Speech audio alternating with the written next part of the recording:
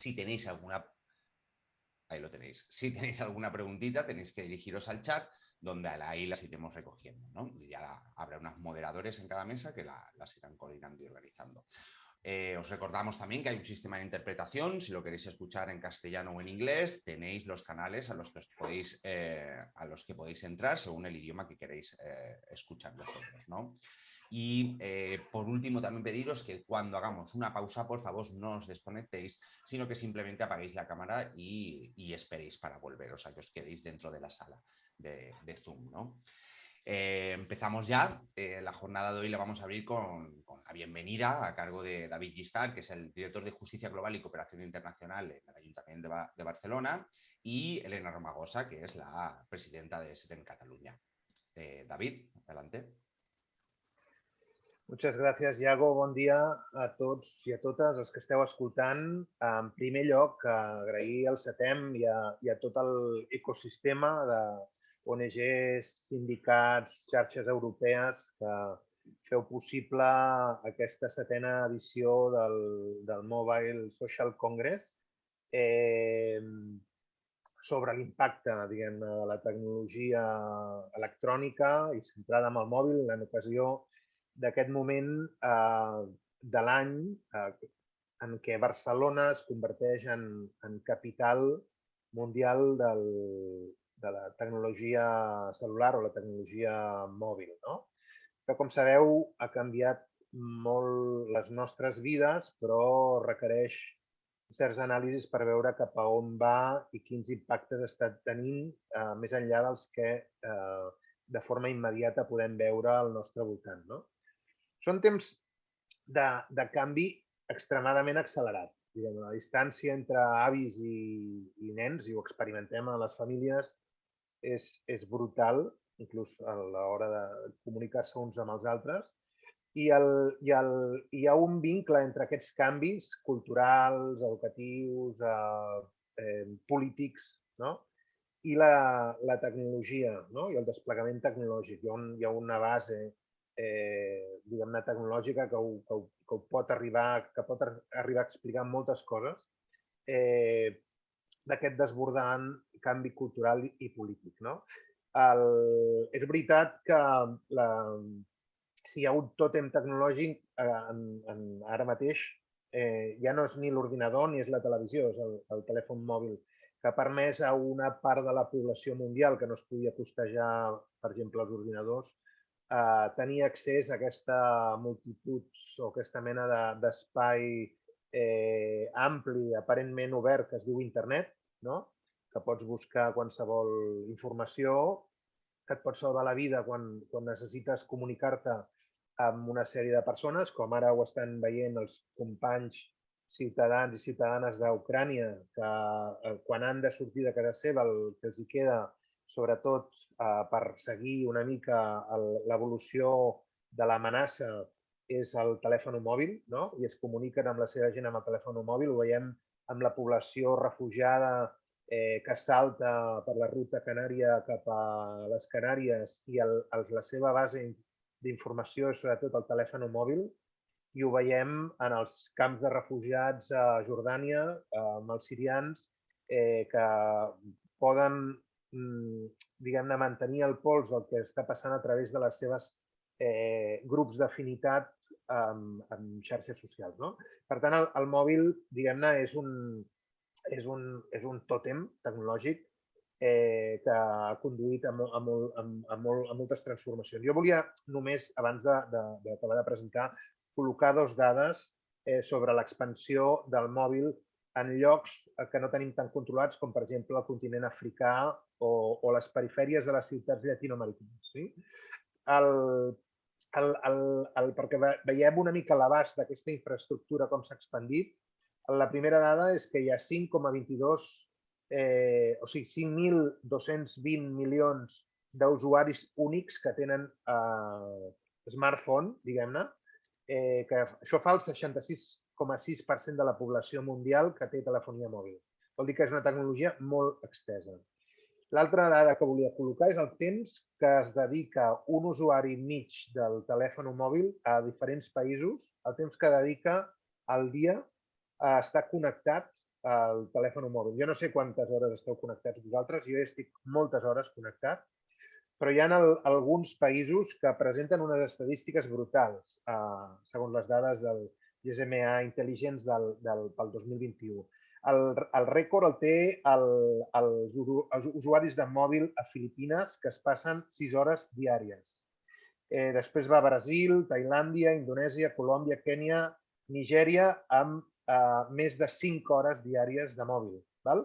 Això podria ser una estadística més, però si entenem que el mòbil és també la manera de llegir el món, la manera de percebre la política, si sabem, a més, que està controlat per algoritmes dissenyats per Google, per Facebook, per Amazon, per les empreses xineses, algoritmes que polaritzen i que, diguem-ne, amplifiquen els discursos d'odi, veiem una correlació entre processos de polarització política que estem visquent també a molts països del nord i del sud, que són altament perillosos i fora de control. I a banda està, lògicament, la necessitat física de produir tots aquests productes que tenen uns minerals crítics que s'han d'extraure i s'han de manufacturar en fàbriques del calor a països molt allunyats i que tenen i comporten greus violacions de drets humans. Per tot això, escollir el mòbil, tant perquè Barcelona, com us deia, és la capital mundial del mòbil aquests dies, com perquè és la tecnologia tòtem, és un encert que SETEM i tota aquesta família d'organitzacions i també l'Ajuntament de Barcelona, que li dona suport econòmic, que per molts anys continuï, perquè per molts anys, diguem-ne, seguirà sent molt punyent i ho haurem d'analitzar des d'aquest petit espai. Felicitar la qualitat del programa del 2022, que abordarà temes que van des de la disrupció Covid que s'ha produït en la fabricació de mòbils o en les cadenes globals de subministrament, aquest procés, a més accelerat per la invasió russa d'Ucrània, del Green New Deal i de la revolució digital que farà que els que vivien sobre manantials de minerals estiguin molt amenaçats, capítol sobre reciclatge de bateries elèctriques, capítol sobre processos de ciberactivisme a l'Àfrica. Bé, són continguts de molta actualitat i que ens faran molt bé escoltar a les persones que heu convidat. I dit això, res més, agrair de nou, Iago i tota l'organització que esteu al darrere, Clàudia, Judit, etc. Elena, que hi hagi molt bon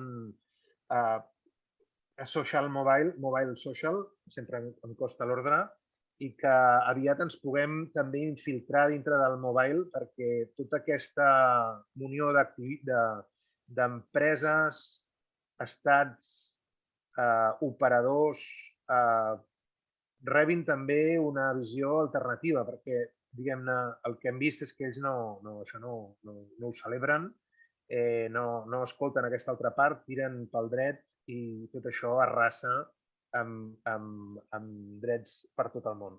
O sigui que molt necessària aquesta feina i endavant perquè tenim un món bastant complicat. Gràcies. Muchas gracias, David. Pues, Elena, tu turno. Tienes la palabra. Gracias. Bon dia i moltes gràcies. Caram, em va perfecte que el David parli abans perquè és que ja fa una bona línia. Jo, si em permeteu, abans de començar la petita presentació, des de tota la comunitat SETEM i des de totes les persones que estem vinculades a SETEM, m'agradaria fer un crit ben fort de no a la guerra, sisplau. O sigui, no a la guerra, a cap guerra. Ni la guerra que ara tenim televisada i que la tenim cada dia a l'hora de dinar i de sopar, i ni tots els conflictes que segueixen oberts i que ni ho sabem i ni som conscients. O sigui, de cap manera les armes poden solucionar res. Per tant, vull deixar ben clar que SETEM i totes les persones que estem avui treballant amb el Mobile Social Congress tenim present tot el que està passant ara mateix. És molt... Costa molt d'entendre, costa molt d'entendre. Vinga, som-hi. Mireu, jo, la tecnologia al servei de la vida. Clar, és que dius que aquest lema és una cosa tan òbvia que ni s'hauria de dir, no? O sigui, la tecnologia al servei de la vida, com no? Com no podia ser d'una altra manera? Però sí, estem encara a la 7ª edició del Mobile Social Congress i hem d'anar recordant aquestes coses tan òbvies, no? Però clar, la tecnologia al servei de la vida a quin preu? I és el que desgranarem, no? Entre el que veurem aquest matí i demà a la tarda, i ja el Mobile Social Congress, de fet, ja va començar el diumenge, amb una jornada més alternativa i més festiva, perquè val la pena començar amb la celebració. Però jo crec que si tu et mires una mica els programes dels altres 6 mobiles que hem fet, jo crec que aquest ens ha quedat el més reivindicatiu. O sigui, des que vam començar a fer el Mobile Social Congress teníem clar que no només veníem a denunciar, sinó que també veníem a donar espai a totes les alternatives, a les petites o grans notícies i iniciatives que s'estaven fent camí, que s'estaven fent les coses d'una forma respectuosa i coherent, però aquest crec que és el que més hem de denunciar, les injustícies. Com ha dit el David, estem en uns temps amb un canvi extremadament accelerat. Vull dir, en pocs anys les coses s'estan capgirant i el Covid ja ha sigut una mica la rematada d'aquest capgirament. Comencem amb això, aquest matí començarem amb tota aquesta situació post-Covid, tot això dels semiconductors, que ara tots ens estem adonant que ens afecta en el nostre dia a dia mateix, però també el tema de la compra pública, un aspecte que SETEM des de sempre, des de fa molts anys, ha treballat, tota la contractació pública, i que resulta que s'estan descobrint pràctiques relacionades amb la contractació pública en què les condicions de treball no són ni que respecten els drets humans ni les condicions laborals bàsiques. Tot el tema de la repressió de la sindicalització. O sigui, aquest matí tindrem la sort de tenir el Crisis Mals, que fa pocs dies va ser detingut, tota la relació que té amb Amazon, que tothom s'omple la boca parlant d'Amazon, dels llocs de treball que genera, i s'ha de començar a veure la part no tan bona de tots els llocs de treball que està eliminant i en quines condicions està creant llocs de treball. Demà a la tarda ja heu vist que hem fet un mobile. Bé, és que aquest és el mobile de la gent, i al final hem de fer això, o sigui, hem d'aprofitar la tecnologia, ara estem avui tots connectats des de diferents llocs, i demà tant de bo ens puguem trobar tots a la tarda, presencial ja, per tocar-nos una mica, i demà a la tarda seguirem amb les reivindicacions com no pot ser d'una altra manera. Això de la transició verda, o sigui, tot el tema de les bateries de cotxes elèctrics, o sigui, sisplau, cada canvi que anem a fer hem de buscar la reivindicació i posar el crit d'alerta que no s'estan fent bé, començant des de les mines de liti fins al reciclatge de què fem amb tantes bateries que ara sembla que tindrem a sobre. I per acabar, és un altre meló grandiós, el tema dels drets digitals. I això ja fa temps que està ressonant i al final ens hi haurem de ficar a fons perquè tota aquesta vigilància i aquest control que des de fa temps que ens avisen que quan una cosa és gratuïta és que el producte ets tu i no ens ho acabem de creure o no acabem de veure com ens pot afectar això en el nostre dia a dia. He fet un petit repàs perquè crec que és la situació que tenim.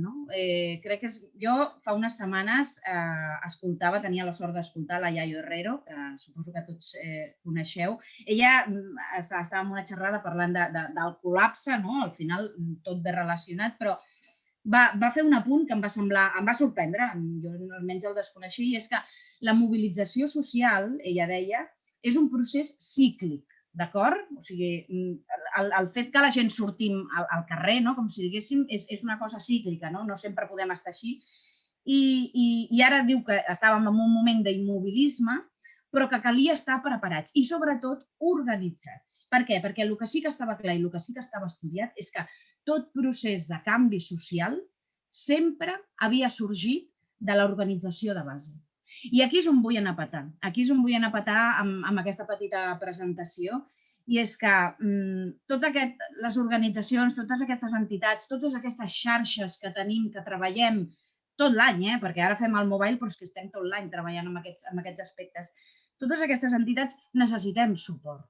Necessitem suport i necessitem la ciutadania estar ben organitzades, perquè quan sigui el moment tinguem que o sortir al carrer o fer el que calgui. Llavors, que serveixi aquest mobile per conèixer totes aquestes iniciatives, totes aquestes entitats que treballem, o inclús persones, testimonis, que treballem arreu del món, i us animo a prendre partit.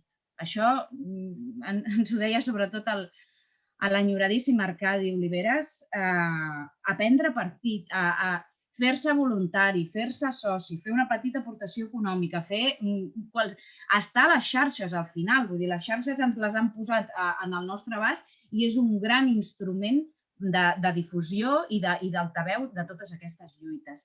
Crec que és un moment important social per saber al costat de qui s'ha d'estar i per saber aquest prendre partit que val la pena. Tot això ve perquè és que SETEM mateix, SETEM és una organització que porta 52 anys fent feina, i bastanta feina, per cert, i som incòmodes. I hi ha un moment que dius, soc orgullosament incòmoda, perquè soc incòmoda per una part, aquesta part que deia, ara el David apuntava una cosa molt interessant i que fa temps que portem de cap, és que realment les persones que assisteixen al Mobile World Congress ens escoltin realment. I jo crec que hem de començar a intentar tenir un diàleg directe amb totes aquestes persones interessades en tota aquesta tecnologia, però que també escoltin tot el que hi ha darrere, d'acord? I som incòmodes, i us he de dir que som incòmodes i no és fàcil intentar sortir una mica de tot el moviment del tercer sector, d'aquestes xarxes d'entitats, i quan intentes buscar aliats a fora no és fàcil, perquè el que s'està dient aquí durant 7 edicions del Mobile Social Congress realment està començant a posar la gent de cara, d'acord? Crec que és important. Com es pot donar? Per exemple, ara tenim, aquí a l'estat espanyol, s'està preparant una llei que es diu de diligència deguda. No em vull extendre, però és una llei que tota la població pot demanar. És una llei que demana al govern espanyol que posi unes normes a les empreses multinacionals que estan operant almenys aquí. I que siguin unes normes que agafin tota la cadena de subministrament. Unes normes que tinguin en compte les condicions laborals de drets humans i també mediambientals. I estem apretant cadascun de nosaltres enviant reclamacions. Us podeu sumar a la iniciativa que ha fet la coordinadora de comerç just estatal. Si voleu, ara al xat podem posar un enllaç.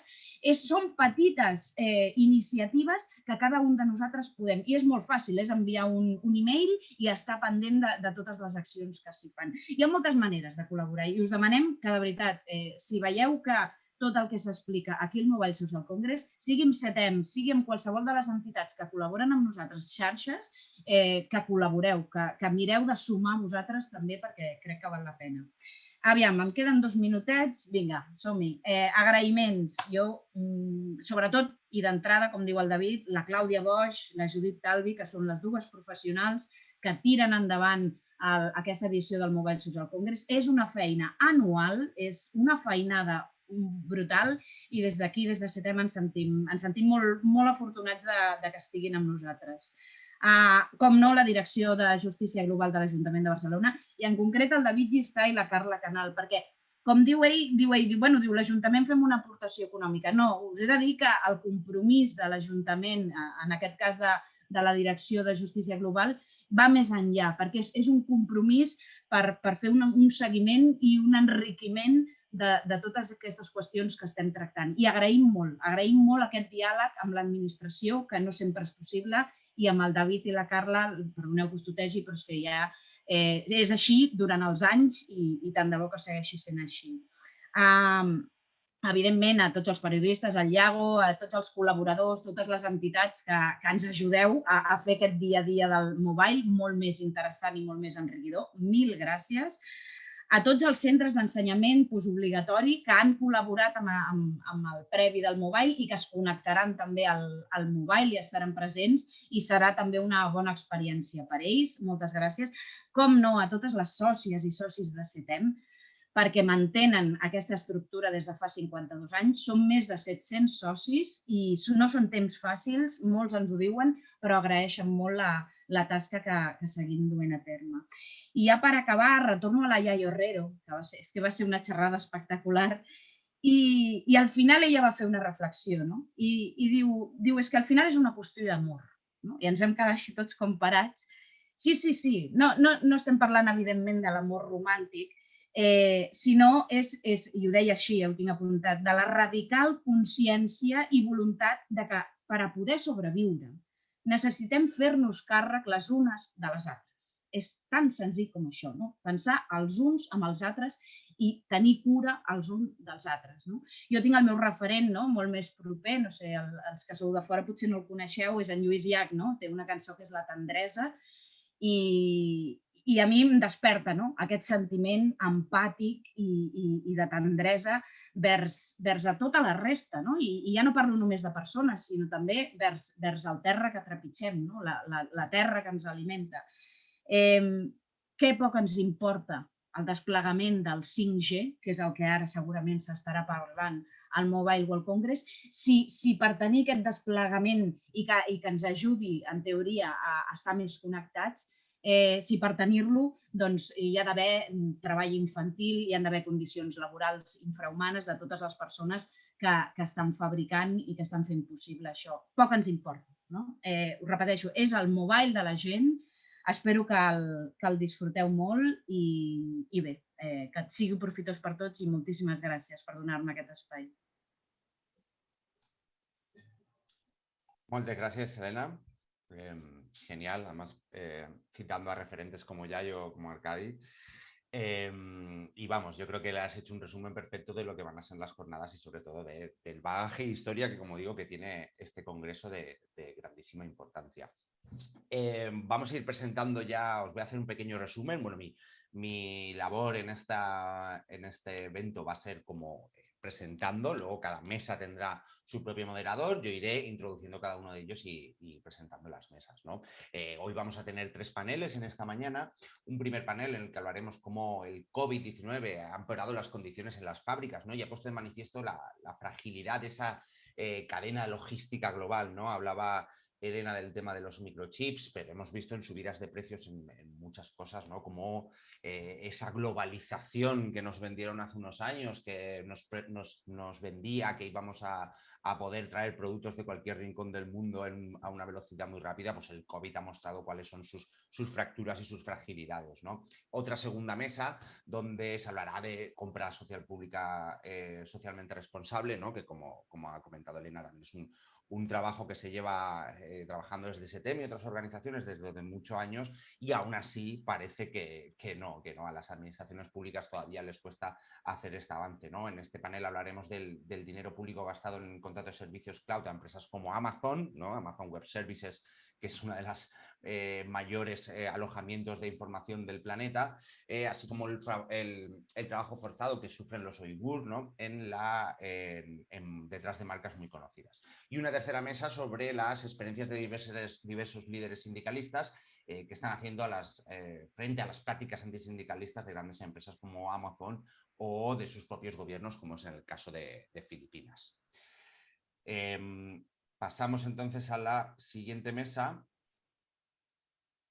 a la primera mesa, ¿no? Como he dicho, fragilidad y COVID en la industria de los semiconductores, ¿no? Antes de empezar en materia, empezar con esta primera mesa después de la presentación, aprovecho para recordaros un par de cositas. Podéis hacer el seguimiento del evento también en las redes sociales, ¿no? Tenéis la cuenta de SETEM Cataluña y hemos marcado 2 hashtags por si queréis ir comentando, podemos ir comentando en redes sociales, en Twitter, el hashtag MSC22 o el hashtag el mobile de la gent, ¿no? Y que también os quería informar que podéis encontrar más información todavía sobre el congreso, si todavía no lo tenéis, en la web mobilesocialcongress.cat. Para los que acabáis de entrar, si habéis llegado algún rezagado por ahí, recordaros que esta sesión está grabada, que debéis mantener los micrófonos en silencio, las preguntas las podéis dirigir al chat, De ahí las iremos moviendo y recogiendo para comentarlo con los ponentes. Que tenéis interpretación en inglés y en castellano, con lo cual tenéis que entrar en el canal adecuado según el idioma cual queráis. Y también queremos dar la bienvenida a los alumnos y a los alumnos de los centros escolares que están hoy conectados desde sus mismas clases para participar en la sesión de esta mañana. Os mandamos un saludo desde aquí, ¿no? Y ahora sí, vamos a empezar este primer panel. Como hemos dicho, COVID-19, cadenas logísticas globales, microchips, tecnología, etcétera. Hablaremos sobre lo que ha ocurrido sobre el tema de los semiconductores, como acabo de decir, cómo ha impactado en los fabricantes, vendedores de aparatos electrónicos y qué realidades hay detrás de esta industria, ¿no? La moderación la llevará a cabo... perdón, un momentito. La moderación la llevará a cabo Carla Canal, que es técnica referente de coherencia de políticas para el desarrollo del Ayuntamiento de Barcelona. Sara Domínguez, Yago. Primer panel. Sí. No habíamos hecho... Ay, perdón, Sara Domínguez, perdona, creo que habíamos hecho el cambio. Nada.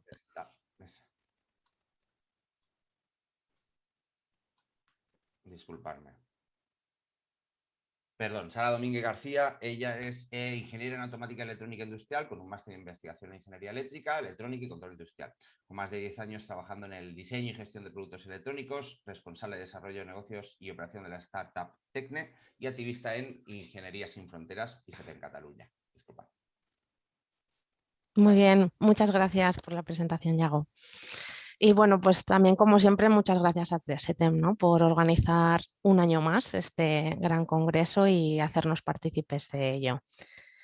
Muy bien, pues comenzamos este primer panel sobre fragilidad y COVID-19 en la industria de semiconductores y para ello tenemos a Peter Publicki, que nos va a explicar la situación general, el contexto de esta industria de semiconductores, contándonos pues por qué hay una crisis de semiconductores y cómo nos afecta. Peter es el director de divulgación y educación en Electronics Watch. Con sede en Alemania, Peter tiene más de 15 años de experiencia en investigación sobre la globalización de la industria electrónica y sus efectos sobre las condiciones y sobre los derechos laborales, y ha participado en varios proyectos internacionales de investigación sobre manufactura. Adelante, Peter, y bienvenido. Hello, welcome. Thank you for inviting me. I would need to be able to share the screen.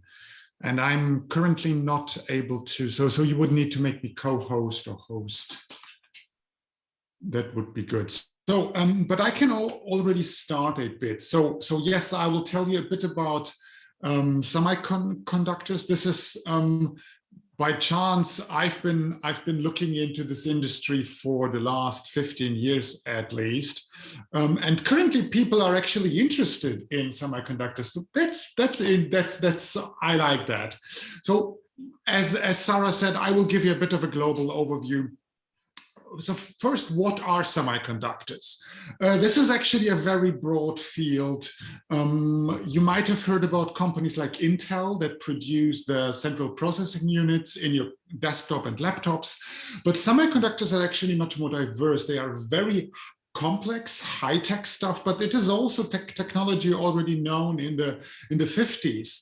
Back then, the transistor radio, for example, was a huge achievement because you could have a small have a battery listen to music. That's actually also a semiconductor. So it's a very diverse group of different devices that are semiconductors, and they are being put together into systems. For example, here you see a Apple iPhone, a subcom component, but semiconductors are basically everywhere. Wherever you see a screen, or if you even don't see a screen, but you can put something in, you can be sure that there are semiconductors, even in your light bulb. If it is a electrical light, are just everywhere. And we have learned last year, especially the hard truth about semiconductors, that if they are not enough there, production of bigger things like, for example, cars can't move forward. So just to take a step back and say, okay, so what's the semiconductor industry actually look like? Because that's quite important to understand how it affects workers and how it affects us. There are various sub-markets in semiconductors. I already said that there are various technologies. So you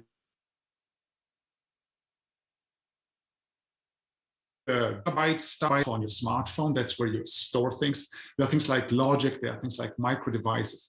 So it is a very differentiated industry sector that is also, and that is the kind of the complexity that is coming in. 40 years ago, nobody was talking about supply chains because everything was done by one company. There was IBM, and IBM produced the software, produced the systems, produced the chips, and sold the computer.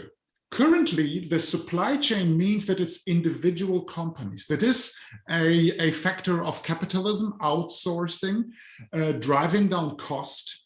So what we have now in electronics is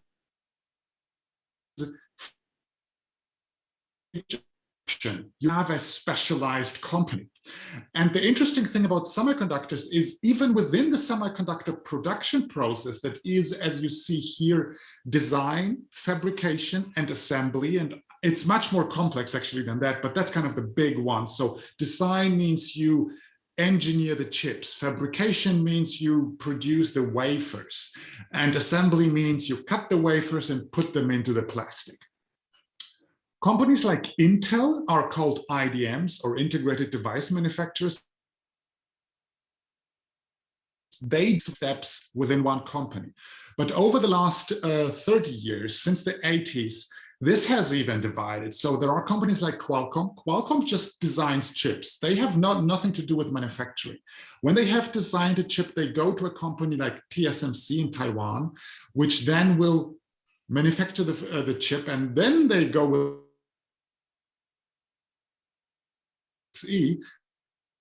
test and package the chip. So this is really complex, and this is actually quite a simple perspective on the semiconductor supply chain. The next complexity is that the industry is global. It has been global since around the mid 1960s. So what you see here on the left side is the factory of Fairchild in Hong Kong. It opened in 1966. It was potentially the first real international one. What you see on the left side is the Intel factory in Penang, which opened around 1972. And what you see here is why the globalization took place, because back then it was heavily labor intensive. Chip manufacturing was heavily labor intensive, and you had to have a lot of workers. So workers cost, how can you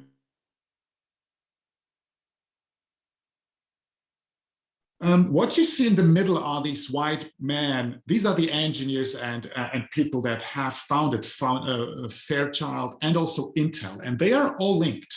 It's a small group, and the interesting guy is the guy where I put the arrows into, because this guy is Robert Noyce. The Robert Noyce is the co-founder of Intel, and he said something very important, which is the basis of how the industry and all electronics industry is working. It's completely anti-union.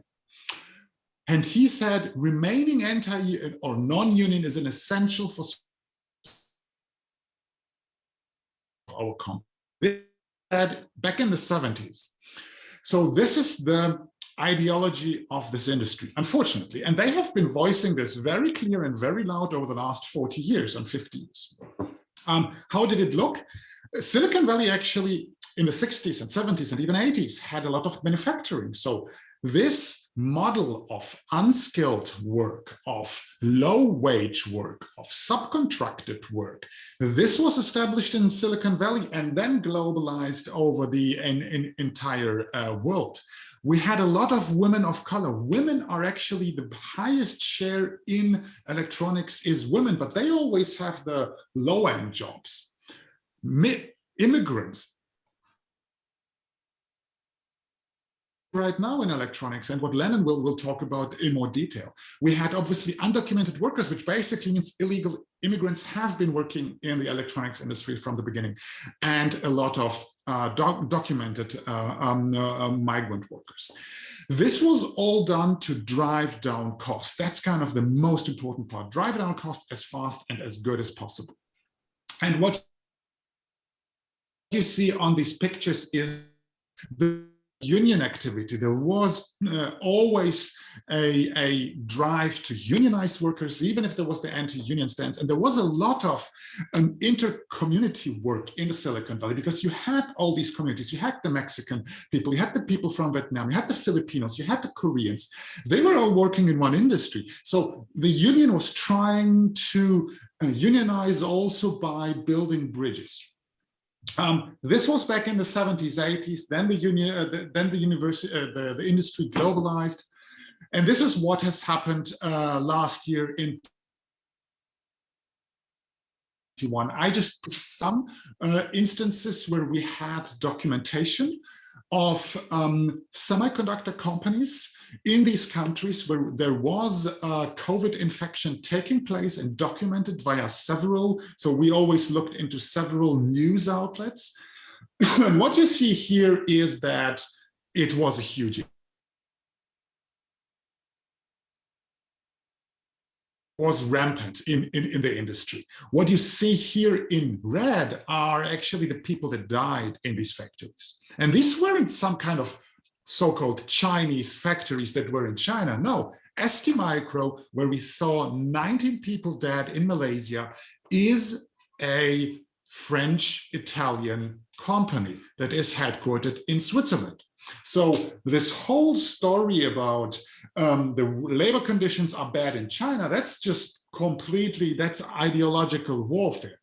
It is about the industry. It is about how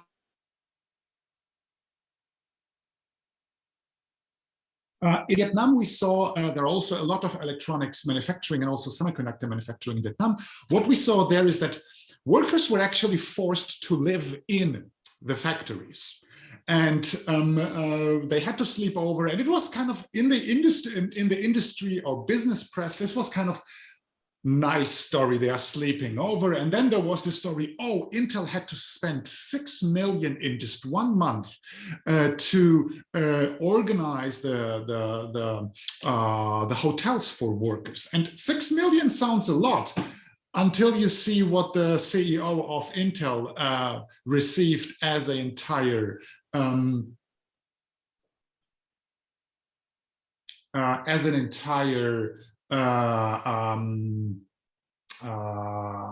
earnings last year. And last year, Intel actually made 19.9 billion income. So this is after cost. So 6 million is actually not that much. As a last point, why did the crisis, semiconductor crisis? Well, it's basically capitalism. That's kind of always the easy answer. It's about competition. So big companies were basically buying up chips by the truckload. And they were putting into the contracts that the chip manufacturers were not allowed to sell chips to smaller companies, to competitors. It was about size of customers. So the why? Because they are buying only a low number of chips. If you compare Volkswagen number of chips that they buy with Apple, they are just 1/10 of it. So they don't have the leverage. It is also about how companies organize their supply chains. It's about lean and mean, which means they don't want to have a lot of stock. They want to keep the stock at the supplier, so their costs are down. Because of driving down costs, as soon as a factory has to close, you have problems. And obviously there is also no money for investment, because old chips that were actually the most important issue,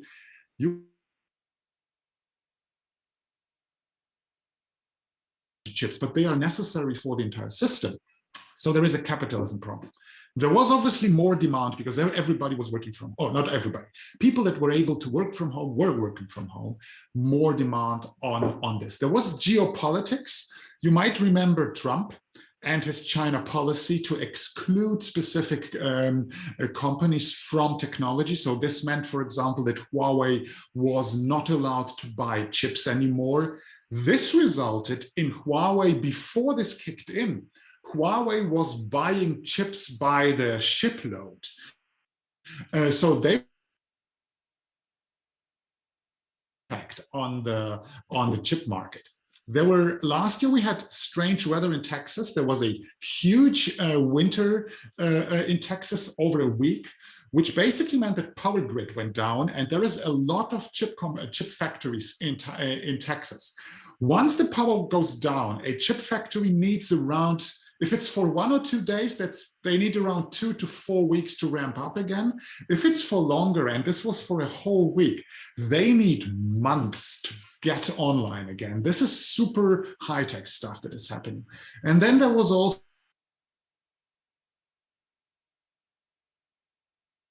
2 fires happening in wafer fabs. And if you have a fire in the wafer fab, this takes months to get online again. So why did the chip crisis happen? Well, it was really down to capitalism, weather, and bad luck. And with this, I'll end, and I'm happy to discuss after Lennon's presentation.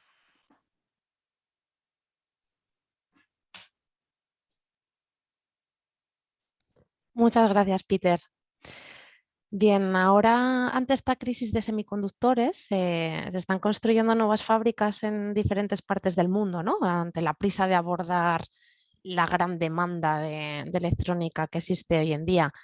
Entonces, yo te quería preguntar, ¿cómo crees que va a afectar a este sector de la electrónica las nuevas fábricas que se están construyendo de manera más distribuida a nivel mundial, digamos? ¿Crees que las condiciones laborales pueden mejorar? ¿Crees que se equilibrarán las condiciones entre los diferentes territorios? That's a good question, and I don't believe that, unfortunately. So what we are discussing especially is to move these or not to build wafer fabs, so the high-tech stuff, in countries like, or in European countries or in the United States. These factories are completely automated. There are almost no people working there anymore. But then the chips need to and test it, and that is labor intensive. This will not move to Europe or the United States because it's too expensive. So we will still have a global structure, and we will still see a very differentiated way in how labor rights are being complied to. This is more about regulation, and this is more about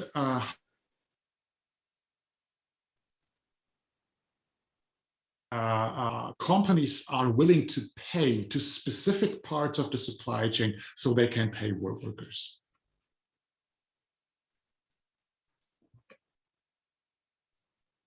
Gracias a ti, Peter. Quería comentar un punto rápidamente que llevamos viviendo desde hace tiempo las personas que, digamos, que trabajamos en el diseño de electrónica, muy relacionado con todo esto, y que desde hace mucho esta crisis de semiconductores realmente ya se venía cocinando, ¿no? Se venía dando, pero en menor medida que lo que está azotando hoy en día. Con determinados componentes, como por ejemplo memorias, no como ahora que está azotando a todo tipo de componentes, porque los plazos de entrega pues, son muy críticos y escasean todo tipo de componentes, ¿no? A nivel de semiconductores. Y es que el consumo masivo de electrónica ha llegado a azotar este sector que realmente estamos viendo que no está preparado para ello, ¿no? Donde hay más demanda que de oferta de las propias fábricas, ¿no? Entonces, ahora mismo me gustaría que conocieseis un poco por mi labor diaria en el trabajo del diseño de electrónica, es que desde las empresas que diseñamos electrónica hay una dificultad enorme en diseñar tratando de evitar precisamente estos componentes, con plazos que, para que os hagáis a la idea, en algunos casos hemos llegado a detectar hasta 99 semanas de fecha de entrega. Es muy frecuente. Entonces, en nuestro día a día tenemos que cambiar el diseño de un día para otro, incluso varias veces hasta que se fabrica, porque cuando un día quedan componentes de un tipo, al día siguiente ya no. O sea, es brutal esta crisis de semiconductores, esta escasez. También hay empresas que se están aprovechando de esta situación, como todo, los llamados dealers, que compran antes de que se agoten los componentes y los revenden a un precio mucho más caro, y además no siempre te aseguran esa calidad, ¿no?, apropiada del componente. Y quería remarcar que al final no es solo la escasez de la capacidad de producción, de las fundidoras, sino que también las materias primas son limitadas y están provocando pues esta situación también, acelerada por supuesto por el COVID, pero que no es el único causante, ¿no? Para entender un poco en cuanto a estos recursos limitados, para la fabricación además hacen falta pues, recursos como el agua, se emplea en la limpieza de las capas de los metales de los semiconductores, el petróleo, sobre todo para la extracción de minerales, pero también para la parte de los plásticos, de las cadenas de producción. Y es que precisamente la sequía que se da en Taiwán es crítica para la fabricación de semiconductores, ¿no?, el ser este recurso imprescindible. Taiwán sabemos que es el mayor productor de semiconductores del mundo y se está enfrentando a esta escasez de agua derivada al final pues, del cambio climático, sin haber podido llenar los embalses, derivados pues, un poco de la escasez de su época de tifones que suele tener todos los años. Se habla de que es la peor sequía en 56 años. Y esto ha hecho que hayan tenido que desviar el agua de los campos de cultivo a las factorías e incluso deben importarla. O sea, se está dando prioridad a la electrónica frente a otros sectores como la agricultura. Esto es muy fuerte, ¿no? Y para que nos hagamos a la idea, el fabricante taiwanés TSMC, el gran fabricante y que tanto se oye en esta crisis de semiconductores, al día utiliza 156.000 toneladas de agua en la producción de sus chips, lo que equivale a unas 60 piscinas olímpicas. O sea, es brutal. Y bueno, hablamos del agua, pero otros recursos como el suministro de la electricidad también se está viendo afectado por los apagones que se provocan en esta creciente demanda de este recurso que existe en todo el mundo, pero especialmente en Taiwán. Y bueno, no sé si hay alguien del público que quiera hacer alguna pregunta a Peter sobre esta primera exposición.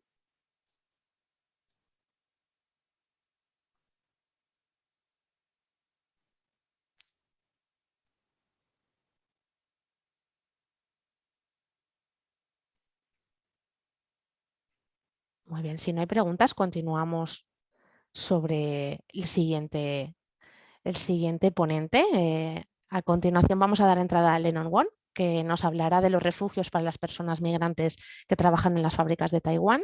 Lennon es activista laboral y defensor de los trabajadores migrantes desde 2014. Es director del Centro de Servicios y Refugio para Trabajadores Migrantes, administrado por la Asociación Serve the People, SPA, que está en Taoyuan, en Taiwán. Adelante, Lennon, y bienvenido.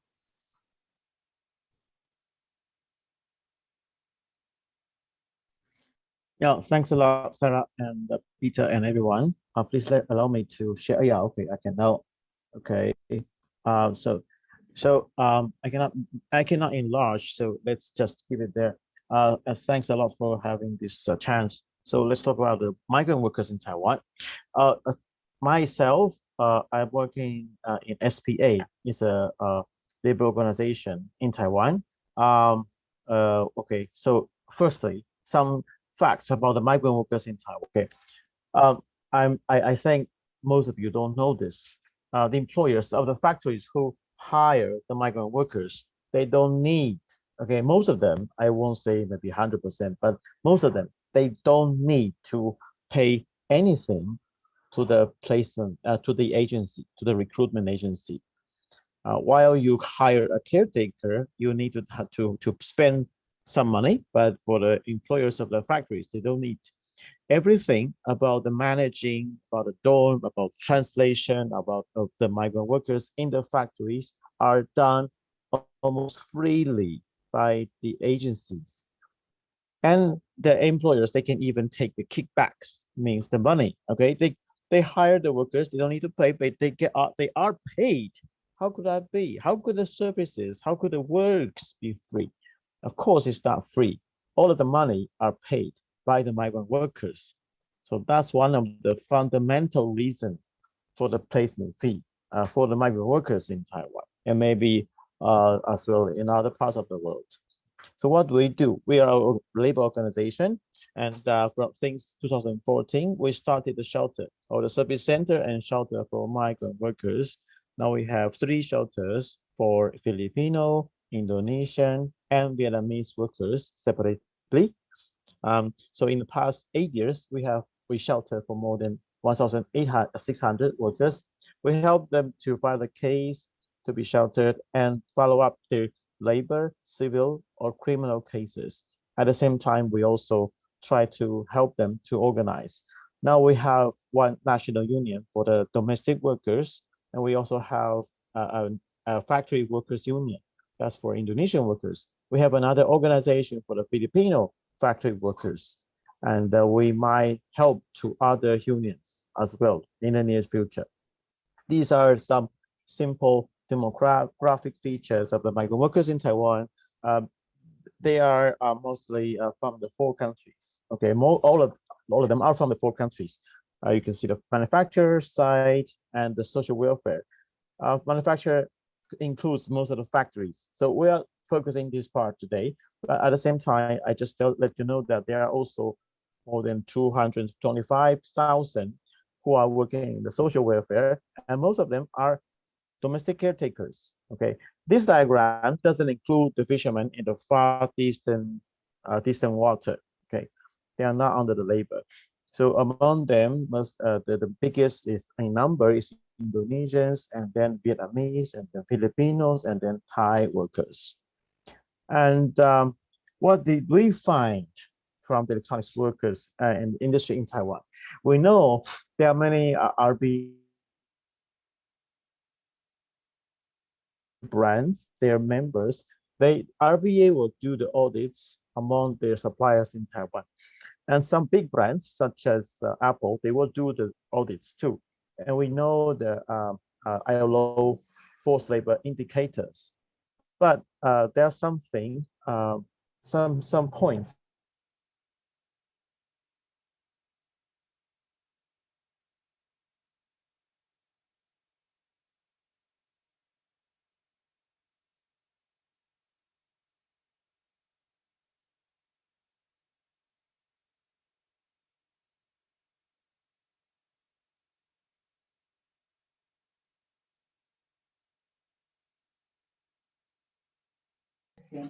Sembla que hem perdut el Lennon.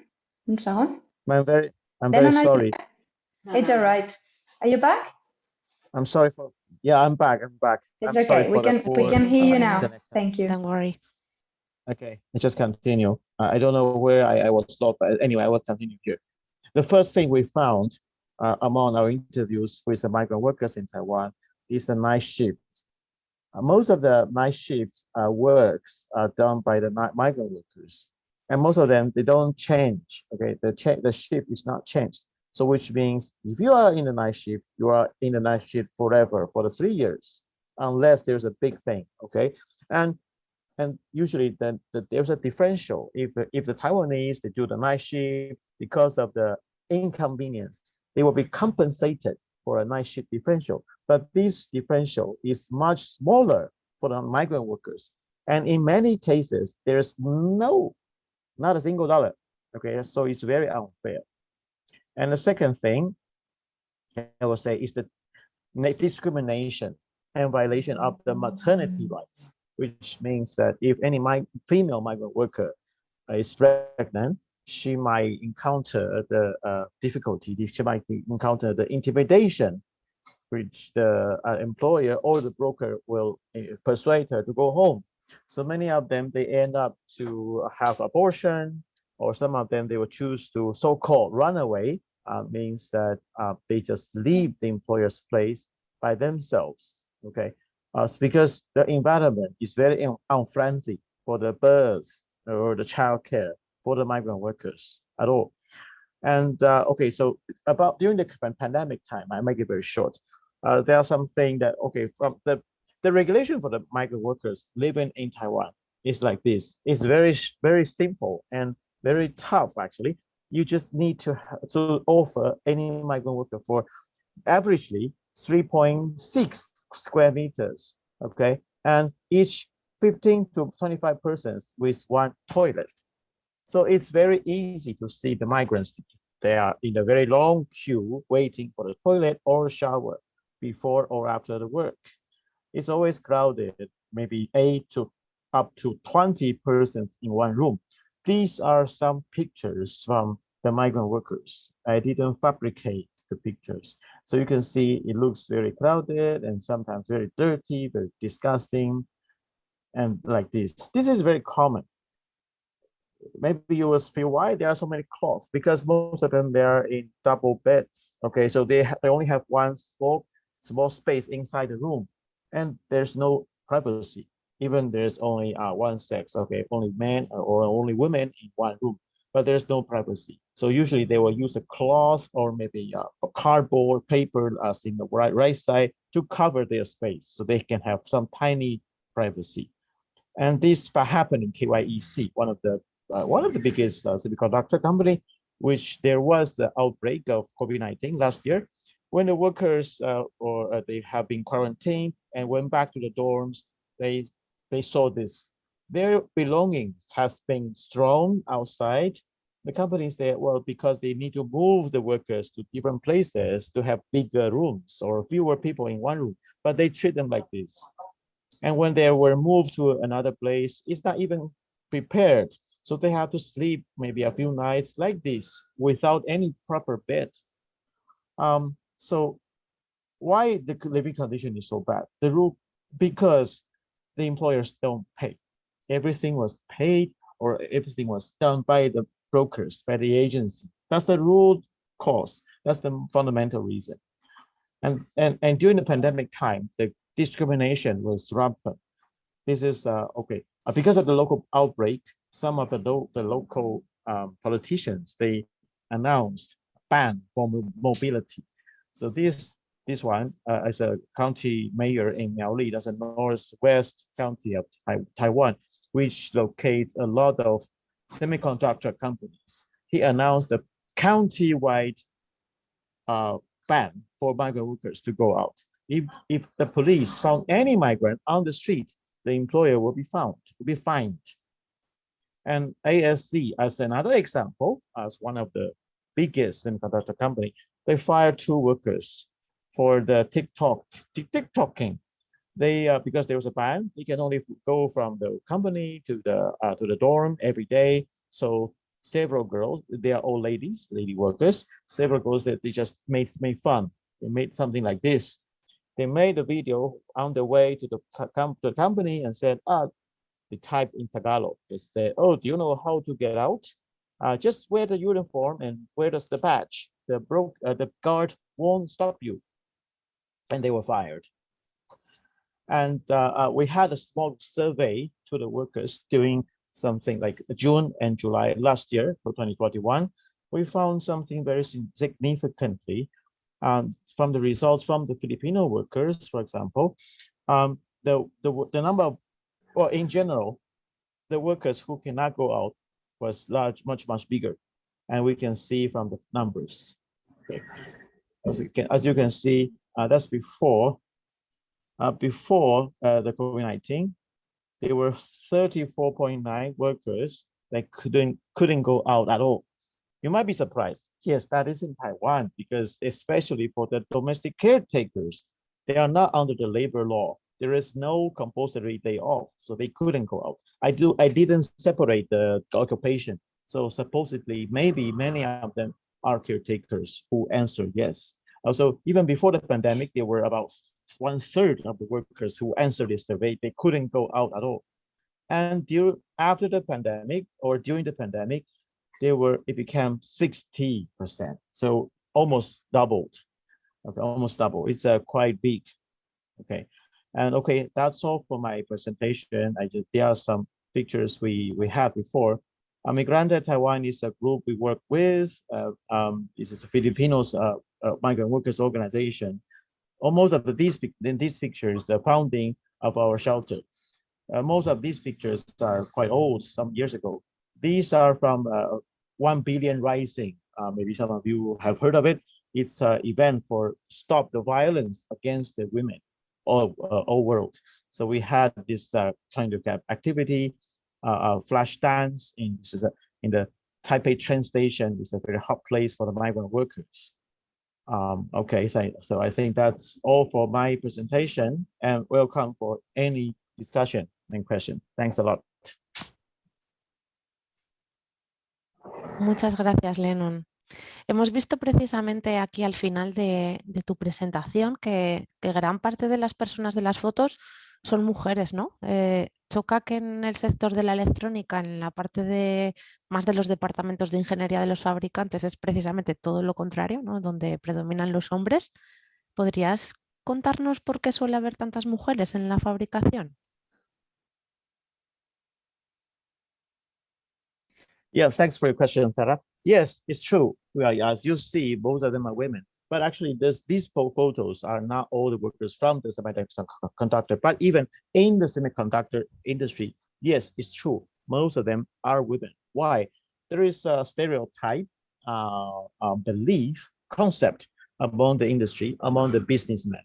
They think the women workers, they are more delicate, maybe their hands are smaller, they can do the slight things more properly, and they prefer especially among the semiconductors, they prefer Filipino workers more than other nationality, because most of them, they can read English, and their education level might be a little bit higher than other nationality. So yes, there is a preference of gender and nationality.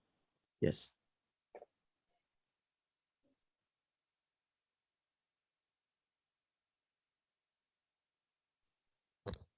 Muchas gracias, Lennon. Hay una pregunta en el chat de Enrique. ¿Qué afectación puede tener la guerra para la crisis de los semiconductores? No sé si Peter o Lennon, ¿quién quiere contestar a esta pregunta de Enrique? Lennon, you want to go first? No, I think you go first. Thanks. Well, you know, I've been studying the supply chain for a long time, but it's very complex, so I didn't know that. Ukraine is responsible for around 70% of neon gas supply worldwide. And neon gas is actually very important for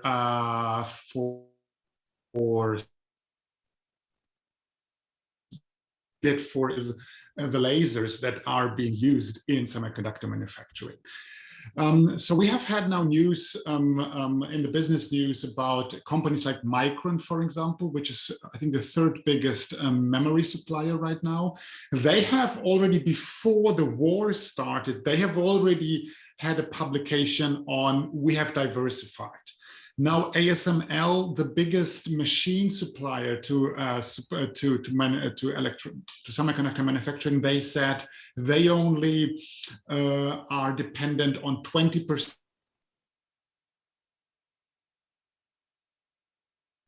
to Ukraine. However, there is more. There is palladium, and there is some other very special metal that is important in small amounts, but it is important. There will be impacts the longer it goes, but you know, it's kind of, this is always a very, I think it's a very good question, but it's always a very strange discussion, because I mean, people are currently dying in Ukraine. So what do we care about neon gas? I always ask myself, but it might have an impact.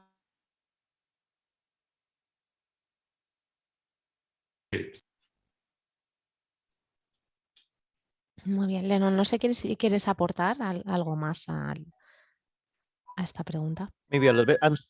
Yes, I'm sorry for the noise. The garbage truck is coming through our place, so sorry. But anyway, yeah, well, I didn't know so much about Peter about the brands, but I can say one thing. I think the shipment and distribution of these semiconductors and all these products, they need a very stable world situation. Any kind of blockade will change, will make some impacts on it. for example, the COVID-19. Well, actually, COVID-19 made this supply chain much hotter than before because of COVID-19. Everybody need a better computer, better browser, better internet. So that's why most of the factories in Taiwan, I mean, the electronics company, the semiconductors, they're always running. They never stop unless there is an outbreak. Okay, when most people in the world, they are stopping, they are working at home. No, the migrant workers, they are working in the factory every day for your chips. So if this kind of irregular or war-like situation is going on, it might have more impacts also. Thanks. Gracias, Lennon y Peter. Como comentas ahora, Lennon, sobre esta producción, este no parar, ¿no?, de las fábricas, al final con esta crisis los precios de la electrónica también han subido de forma considerable, ¿no? Y ¿esto no está repercutiendo en los salarios de los trabajadores? Thanks a lot. Not at all, I would say. I'm sorry for that. But their salary was fixed, okay, by the monthly wage. They always get the minimum wage in Taiwan, and because of the flexibilization in Taiwan, some industries, they are allowed to have very flexible working shifts. For example, in the semiconductor, most of their shifts or their weekly schedule is like either two kinds. One is like 4 working day plus 2 rest day, or 2 working day plus 2 working days. And so you can see they have more rest days than usual, but they work for 12 hours every day. And only after 10 hours will be considered as overtime. So even you work for 12 days, only 2 hours for work for overtime. So it's very limited. What I want to say is, even they work for long hours, but actually the overtime premium is small. They cannot really earn too much. And even our minimum wage increased a little bit each year, their salary doesn't really increase so much. It doesn't reflect at all. And not to mention the price. No, it never reflects on their salary. Thanks.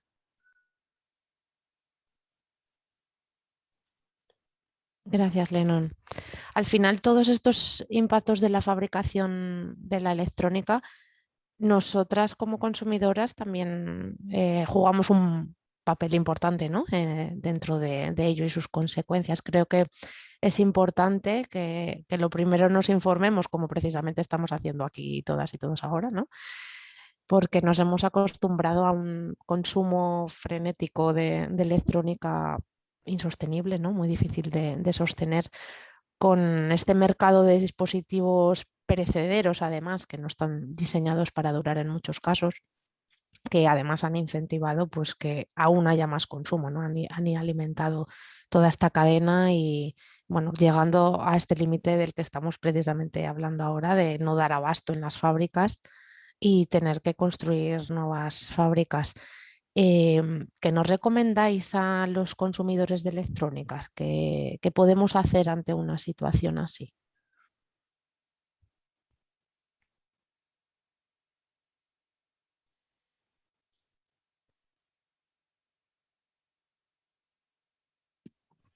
Okay, maybe I say something first. Okay, I think very similar, like our goal.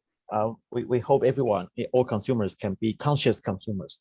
We hope everyone can buy the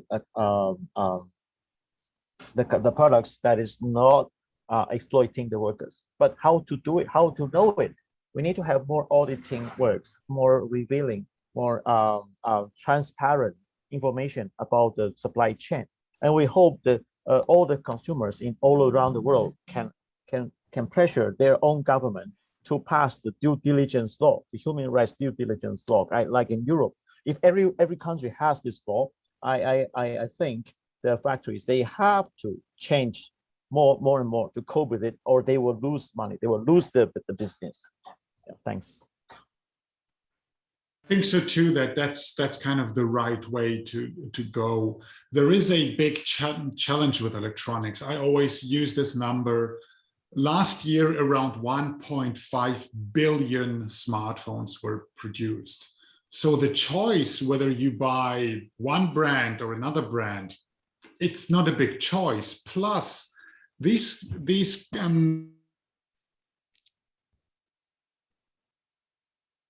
they have been built definitely using the same components. So there is no big difference between brand A, brand B, or brand C.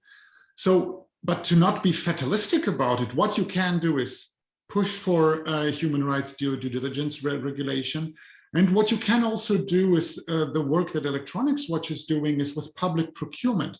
Go back to your university, go back to your school, go back to your city, ask them, how do you buy the hundreds of computers each year? Do you have social standards? If not, why? When will you put them in? Of course, actor in this field, as well as the Catalan government and the Association of Catalan Municipalities. They have become Electronics Watch members. They are acting. They are working very strongly with their supply chains to understand where are these factories, what is happening in these factories, and what is being done. And obviously, a city of Barcelona has much more leverage because they are spending much more money than me as a single consumer. So ask yourself, if you want to do something, ask the questions to the organizations that you're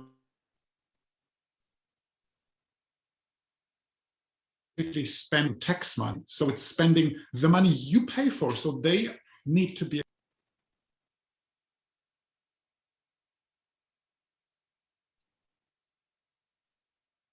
Gracias, Peter.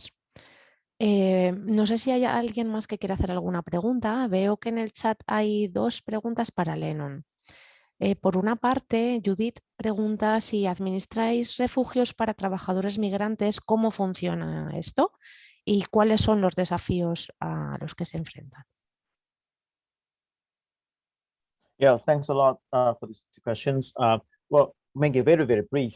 There's a hotline for migrant workers to call. There are bilingual speakers, but when the migrant workers, they call by themselves, sometimes they are discouraged. So, our work is we help them. The worker come to us, contact us first. We will organize a petition, and we call instead for them to call. We call to the complaint number, and we file a case. We follow up the whole process. We monitor and we participate with the worker. So with the local activists like us to join, it will be more winnable. Okay, but what's the challenge? Well, we are always rescuing or helping individual cases, but the pattern, the system never change, never. So we have a big challenge that we are always repeating the same cases every day. So that's why we have to do advocacy works with other organizations too. We have to work with Electronics Watch, for example, for more leverage to pressure the government, the business to do the more change. Yeah, that's our challenge, and that's why we need to do. Thanks. Gracias, Lennon. Judith también pregunta de que además sobre las auditorías que comentabais que no son suficientes para conocer las condiciones de trabajo, ¿a qué se debe? ¿Por qué esto? Yeah, thanks. It's a very good question too. I won't say those auditing or the standards or the indicators are bad. No, they are very good. But the problem is maybe the people who are making these documents, these standards, these indicators, they don't really know the individual situation in each country, maybe especially the migrant workers. Those indicators were done maybe like 20 years ago or 50 years ago. There were no migrant workers in our sense, like what they are doing now in Taiwan. Okay, so that's why we think it's important to add local experiences to add in these indicators and the standards.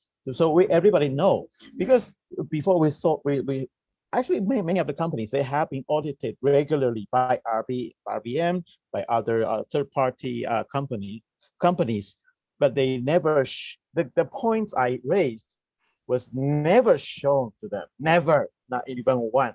So that's why we have to raise the local situation to make it better. Thanks. I think an important point about audits is beyond or before why don't they work is what Lennon said before. For years, local civil society activists, labor rights activists have been basically talking about the same things. And I have been doing research since beginning of the 2000s, and the situation for workers has not changed. It changed how bad overtime is or what the minimum wage improved all. And then you have to ask yourself, so if we have regular audits, but the situation of workers didn't change, what is the impact of audits? I think the major problem is the goal of audits. The goal of audits is for a big multinational company to say, we have done an audit, we have found not too many issues, and we are fine. It's about risk management. It's not about improving the life of workers. They don't think about, they don't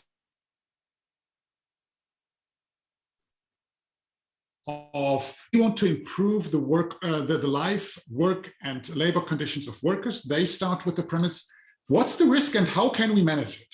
And this is a legitimate perspective. It's just the wrong perspective to improve something on the worker level.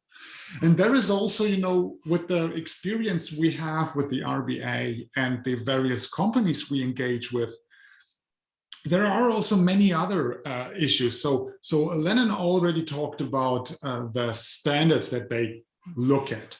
There are methodologies,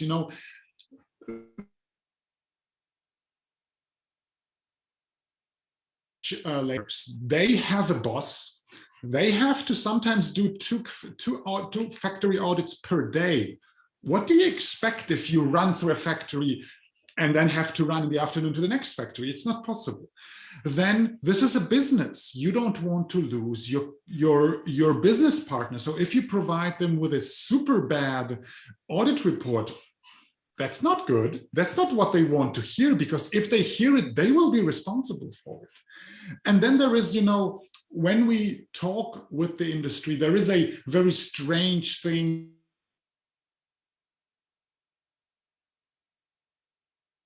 They tell us always, oh, your reports are so negative. And then we think, but wait, but how can you in a positive way speak about forced labor? How can you in a positive way speak about inhumane worker overtime, inhumane wage? How? This, and this is now a very personal, and I know it's a very ideological perspective, but this is a bit like back in the bad old days of Stalinism, where everything was good. You were not allowed to talk about the bad things. Way to be positive. Even the bad things have to be positive. And that's, you can't, with such a language framework, you can't move towards issues because you will always be stuck in, oh, everything's fine. We just have some issues, but you have to be very open, transparent. And you also, and that is my last point, there is actually a disincentive for corporations to talk openly about issues, because if brand A starts talking openly about issues, then they will be the bad guys. But actually, openly. So they will be bad, and everybody else who is not talking about it will be the good guys, which is wrong because they are the bad guys. And everything, the whole industry is bad. So we have to have regulation that forces everybody to speak, because then you will basically say, oh, the entire industry is not really good. And then you will have some development.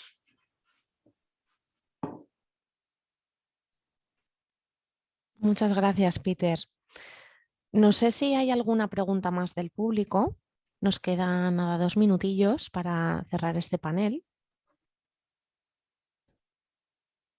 Y si no, simplemente yo quería hacer una pregunta rápida en cuanto a que estamos hablando de este comportamiento de los fabricantes, ¿no? Y generalizando, pero quería preguntar si hay algún fabricante que esté tomando medidas al respecto, ¿no? En las condiciones de estas fábricas.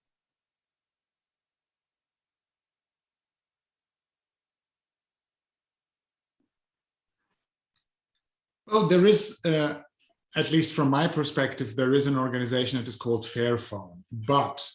So Fairphone started from a good point.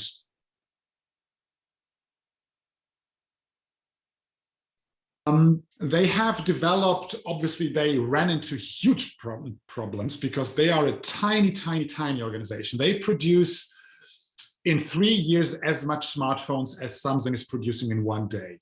So their impact on the industry is obviously not even negligible, it's not existent. But what they do is they show that there is possibility to do business and to have the goal to have some improvements and to be also quite open about failures. As a small player, you will never be able to failure. So this is a kind of, I don't want to say they are doing good, but they are trying to do better, and that's a good start. Claro que es un buen inicio. Pues concluimos este panel sobre la industria de los semiconductores. Muchas gracias, Peter y Lennon, por compartir con nosotras vuestra experiencia y bueno, también muchas gracias a todas las personas asistentes por el interés mostrado. Y bueno, esperamos que gracias a la labor de asociaciones pues como las de Lennon, como las de Peter y como las que estamos presentes aquí, consigamos mejorar las condiciones en las fábricas de semiconductores y que también nosotras como personas consumidoras tomemos también parte en este asunto, ¿no? Muchas gracias y bueno, damos paso al siguiente panel. Genial, Thank you. pues. Bye bye. Thanks, bye. Genial, pues muchísimas gracias, Sara. La verdad es que ha sido realmente interesante el panel. A mí me ha parecido que esa experiencia internacional y esa información tan de primera mano ha sido muy enriquecedor. Damos paso ahora al segundo panel. Como hemos dicho, nuevos ámbitos para la compra pública socialmente responsable, que será moderada, ahora sí, por Carla Canal, que está en sustitución de Olga Martín Ortega, que ha tenido un problema de última hora y no ha podido asistir. Le va a sustituir Carla, que es politóloga y tiene un máster en gestión de políticas públicas y cooperación internacional. Ha trabajado en el ámbito de la coherencia de políticas públicas para el desarrollo sostenible, tanto en la Generalitat de Cataluña como actualmente en el Ayuntamiento de Barcelona.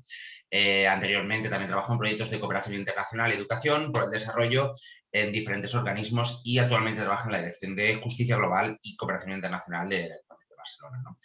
Volveros a recordar, pues si os acabáis de apuntar ahora mismo, os acabáis de unir a este evento, que la sesión está siendo grabada, que debéis mantener los micrófonos en silencio, las preguntas las podéis dirigir en el chat y la persona que esté moderando, en este caso Carla, pues la podrá redirigir a los ponentes, y que tenéis una interpretación tanto en castellano como en inglés, que podéis encontrar en los botones del Zoom.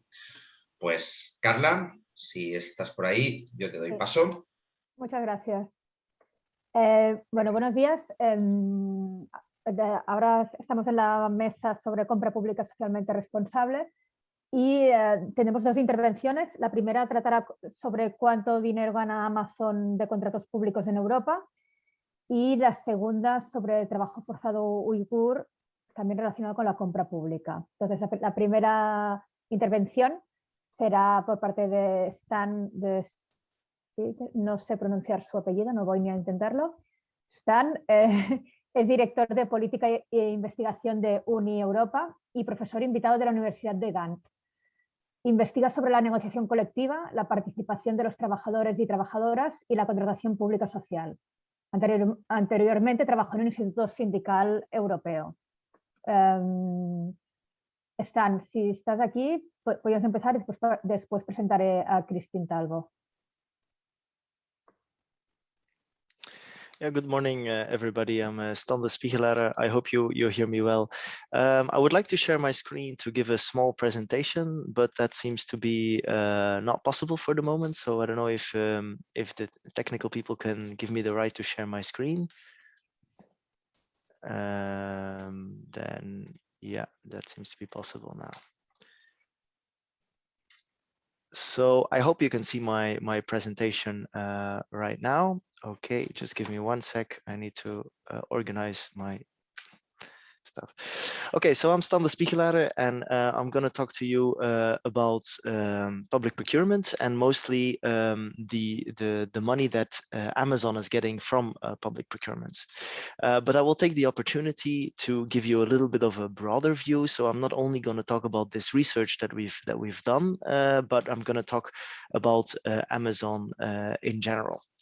So for those who are fans of The Hitchhiker's Guide to the Galaxy, they might understand the reference to one of the books. So the title of the project that I'm of the research that I'm going to present is called "So Long and Thanks for Your Taxes," which is obviously a reference to all the tax money that Amazon is getting over the years.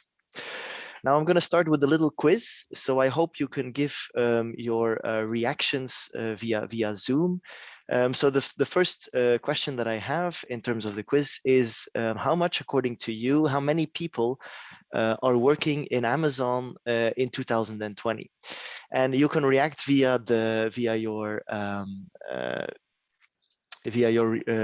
emoticons. And so if you think that there are 30,000, then you should give the clapping hands, 150,000 a thumbs up, 500,000 a little heart, and a laughing guy for over 1,300,000.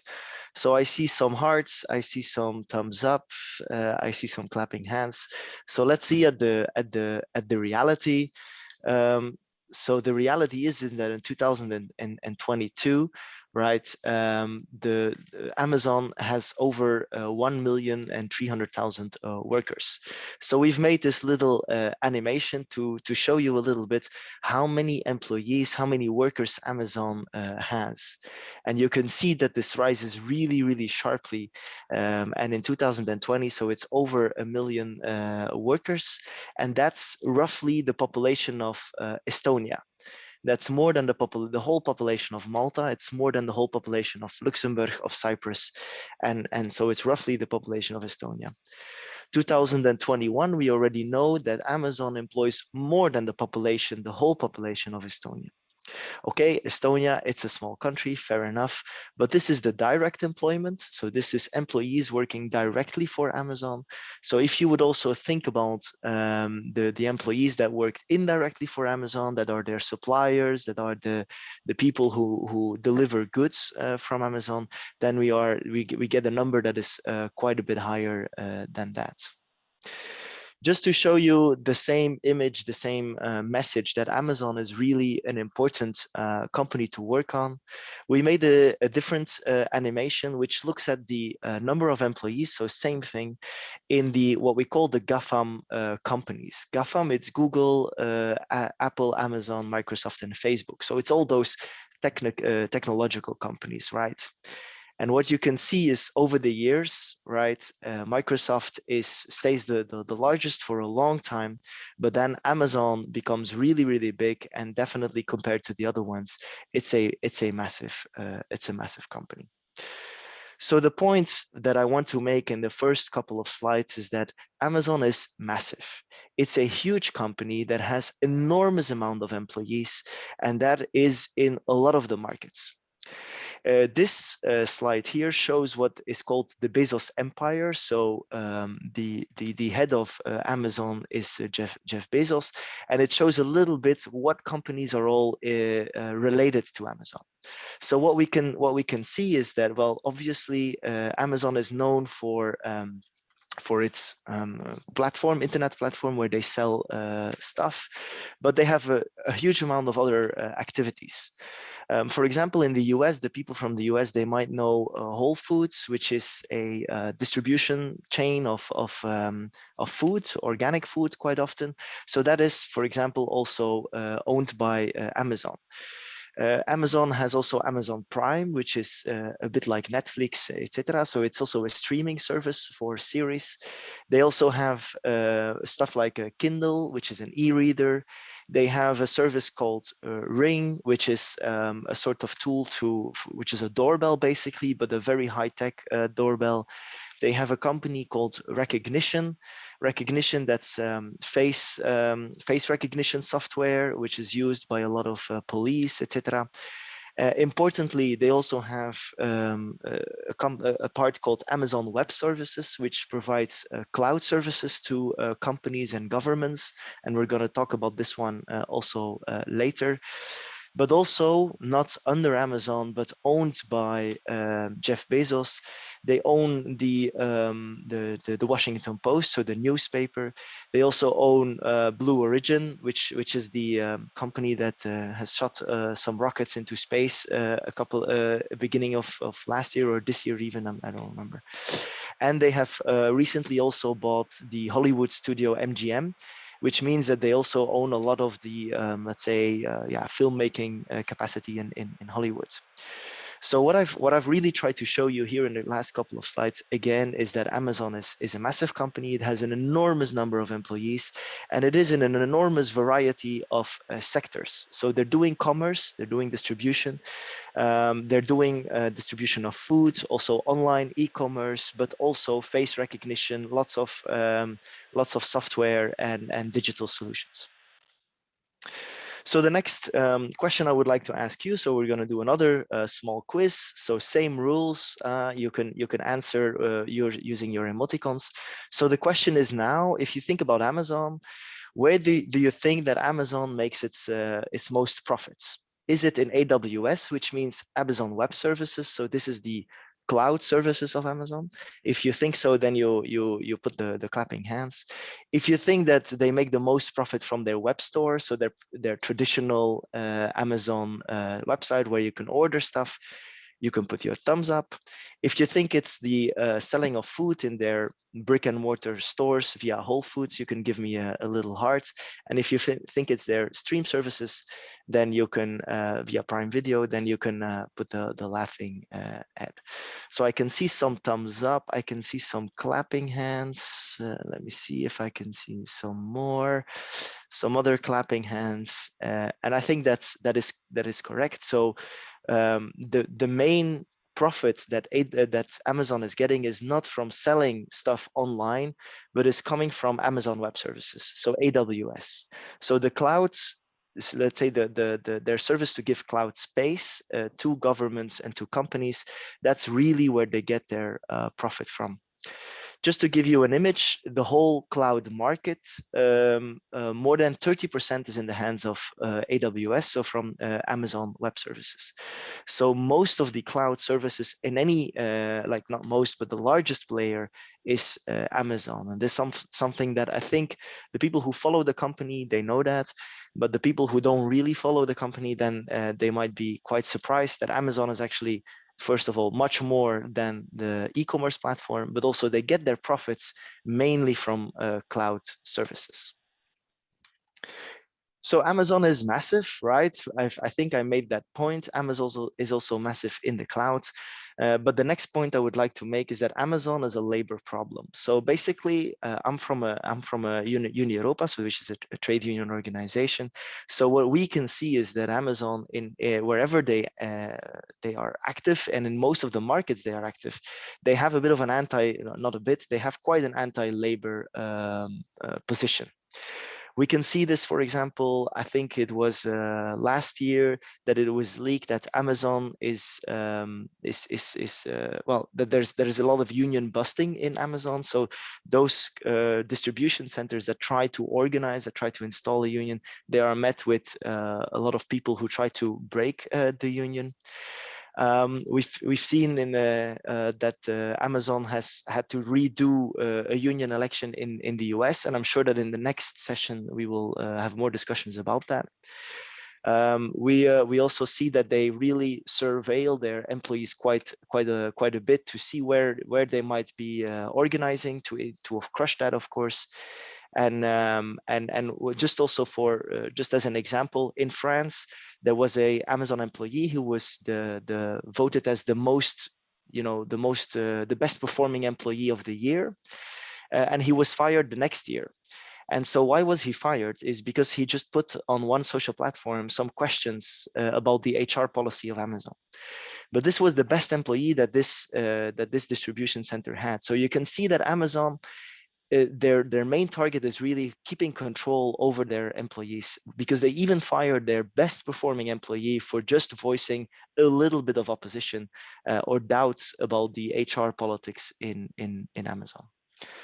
So I think the point is made that Amazon is a labor problem. Now, Amazon, so the thing that we then did, so this we know, but what in Uni Europa we try to do is try to see is how much is Amazon moving into public services. So we know that Amazon is a huge player on the private market, but the question was, how much do they also play on the public market? And for that, we've looked at all the contracts that public governments, that EU governments and European governments have with Amazon. How much was it worth, and in which kind of sectors were they active? And so we've tracked that over the years, and I can tell you, this is really an underestimation, because a lot of the contracts are not published because they're small, or they are given by different ways. So this is only the publicly available contracts. And so what we can see is that huge underestimation, but in the last 3 years, roughly €500 million went to Amazon via public contracts. Which kind of public contracts are this? For example, in the UK, Amazon is hosting the data of a lot of the secret services, police services, like the external foreign affairs, etc. In the European Union, for example, all the data of the European Commission, of the European Parliament, all of that is hosted on Amazon Web Services. And also, for example, another example is the Danish Tax Ministry. All of the data of the Danish Tax Ministry is hosted on Amazon Web Services, which is interesting because Amazon doesn't pay a lot of taxes. So this is a little bit our study that we've done. We've tried to track how much money and how many contracts go to Amazon. And the point that we want to make is that if we want Amazon, if you want Amazon to be a company that is good, that public contractors, local governments, national governments, they have to use the power that they have. They use their public money, their public procurement, to put pressure on Amazon to respect labor rights, to respect labor conditions, and to stop union busting. Now, obviously, it's not only about Amazon. So the explanation that I gave here today was really focused on Amazon, but in general, as a trade union, we think that that European governments in general should change their public procurement rules to make sure that the public contractors are respecting labor rights, are respecting fundamental rights. So we made a campaign for that, and you can also find that on our website. And we've already convinced 100 MEPs, so members of the European Parliament, to be in favor of different public procurement rules for more, let's say, social value and more, in our case, collective bargaining in public contracts. And like this, we hope that we can, together with all the other people who are working on the issue, in the end, make Amazon pay their fair share for the services that they get from society. So that was my presentation, a little bit, Carla. I'm gonna. Thank you, Stan. I will first make some questions to you. We are also open to questions, as you know. Well, 2 or 3 questions. First, I mean, you have explained that Amazon has a labor problem, but also in relation with public procurement, do you see any other problems with Amazon taking so much of public contracts? Yeah, I mostly focused here on the labor issues. So the fact that they are not really accepting fundamental labor rights, that they're doing union busting, although we give them public money. But there's much more than that, obviously. For example, people have also raised questions about data security. the fact that all this data of the tax ministries, of the European Commission, etc., is hosted on Amazon servers, who are possibly also not based in the European Union, not based in the country, like in Denmark, in the tax ministry, for example. We don't know if these servers are based in Denmark, so that might also give an issue in terms of data security. And I think the other one is taxation. So we can see that a lot of the public tax money is going to Amazon through this public procurement. And at the same time, Amazon as a company is known to limit or evade as much as possible the taxes that they pay in the country. So they're getting taxpayers' money, but they're trying to avoid paying taxes themselves. So I think it's much broader than a labor problem. But for us as a trade union, and we're part of a global an alliance to make Amazon pay, and our focus in this case is the labor issue, obviously. Thank you. I have two more questions, but I will also take the ones from the public. Yes. But first, one question would be, how come Amazon is getting so much of these public cloud contracts? But also, yeah. We'll start with that. Sorry. Yeah. So I think so we've seen that they have 30% of the cloud market. So most of the public contracts that we've seen, they are basically Amazon Web Services. So some public contracts also use Amazon to do, for example, purchasing of goods. So they use their e-commerce parts, but in 90%, it's a public contracts go to Amazon Web Services. And Amazon Web Services, why is it getting so many of those public contracts? Because it's the biggest player in the cloud. Quite a lot of the European public governments, they said, well, we would like to choose an alternative, but Amazon is just really the biggest and the best service, and we as a government need to choose the best service. So that's definitely a reason why all these contracts go to Amazon. But at the same time, what we're checking out now is how much competition is happening in those contracts. So in normal public procurement, you would have a tender and you would have different players who can submit an offer. But in some cases, the public authority can say, no, we're not going to use an open competition. We're going to do it via a different way. We're immediately going to give it to Amazon or some other company. And what we're doing now is we're going through all those contracts to see which procedures were used. And we see that roughly half of the contracts that we've inspected already actually don't have any competition. So it's not like the other players, cloud players, could really compete against Amazon. I think that's quite a big problem. Thank you, Stan. I have two more questions. It would be, apart from public contracts, governments could also have their own cloud services. And even hardware and software. So. It's not only contracts that it's possible in government now. If they want to. Sorry, I think if I got the question well, you're asking like why don't they organize their own clouds, basically. Yes. So I've talked to some of the people that are working at Amazon Web Services, but also the people that are procuring the work, and they basically say it's much cheaper and better to work with Amazon Web Services. What they told me, and I'm not an expert on cloud computing, so I hope I'm not saying any lies here, but that if you make your server, if you have your own server, then basically it's on all the time, right?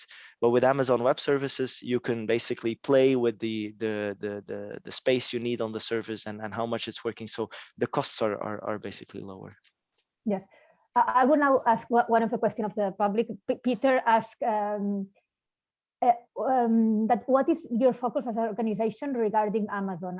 If you are working on the tech workers in the data centers if you support the workers in data centers. And after I will have one question about new regulation. But first, Peter. Sure. Question, sorry. So that's a good question, Peter. So basically, so I'm part of Uni Europa. Uni Europa is the services workers trade union. So we cover basically everything that goes from cleaners to bankers, and tech workers are definitely part of that. But at the same time, I think the number of people that work, like the biggest group of people that work in Amazon are those that are working in the distribution centers and are those that are working in delivery. So that's definitely a big focus of our work. So organizing the distribution centers, like we're trying to do in the US, we're trying to do in Europe also, and also the delivery workers. The data center workers, we're also trying to organize them, but that's a bit more difficult because, as you might know, these people are generally much better paid than the people in the distribution centers. They are higher educated, which is sometimes a bit more difficult to organize them, but they're not excluded, obviously. So we focus. One of the reasons why we focus on Amazon is because they are present in a lot of the sectors. And we try to obviously approach all of them. And the last question, if there are no more in the public, we will pass to it.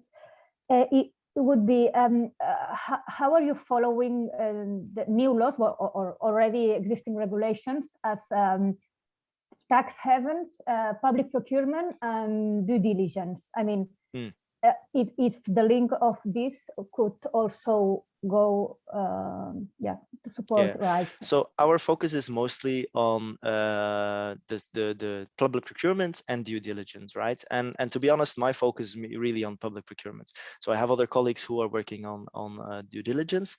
In case of the public procurement, what we really want there is that all public procurement, so all public contracts, not only the ones going to Amazon, have clauses that they have to respect fundamental labor rights and that they have to be in line with collective agreements. And basically, if a company respects democracy at work, meaning they have a trade union, they have a workers' representation, etc., we think that they should have an edge in applying for public contracts. Why? Because we want public money to be used for the public good. And part of that is definitely workers' voice and democracy at work. That's what we're trying to put pressure on the European Union to change the public procurement rules in that sense. Thank you very much, Stan. Ahora pasaremos a la segunda parte de la mesa.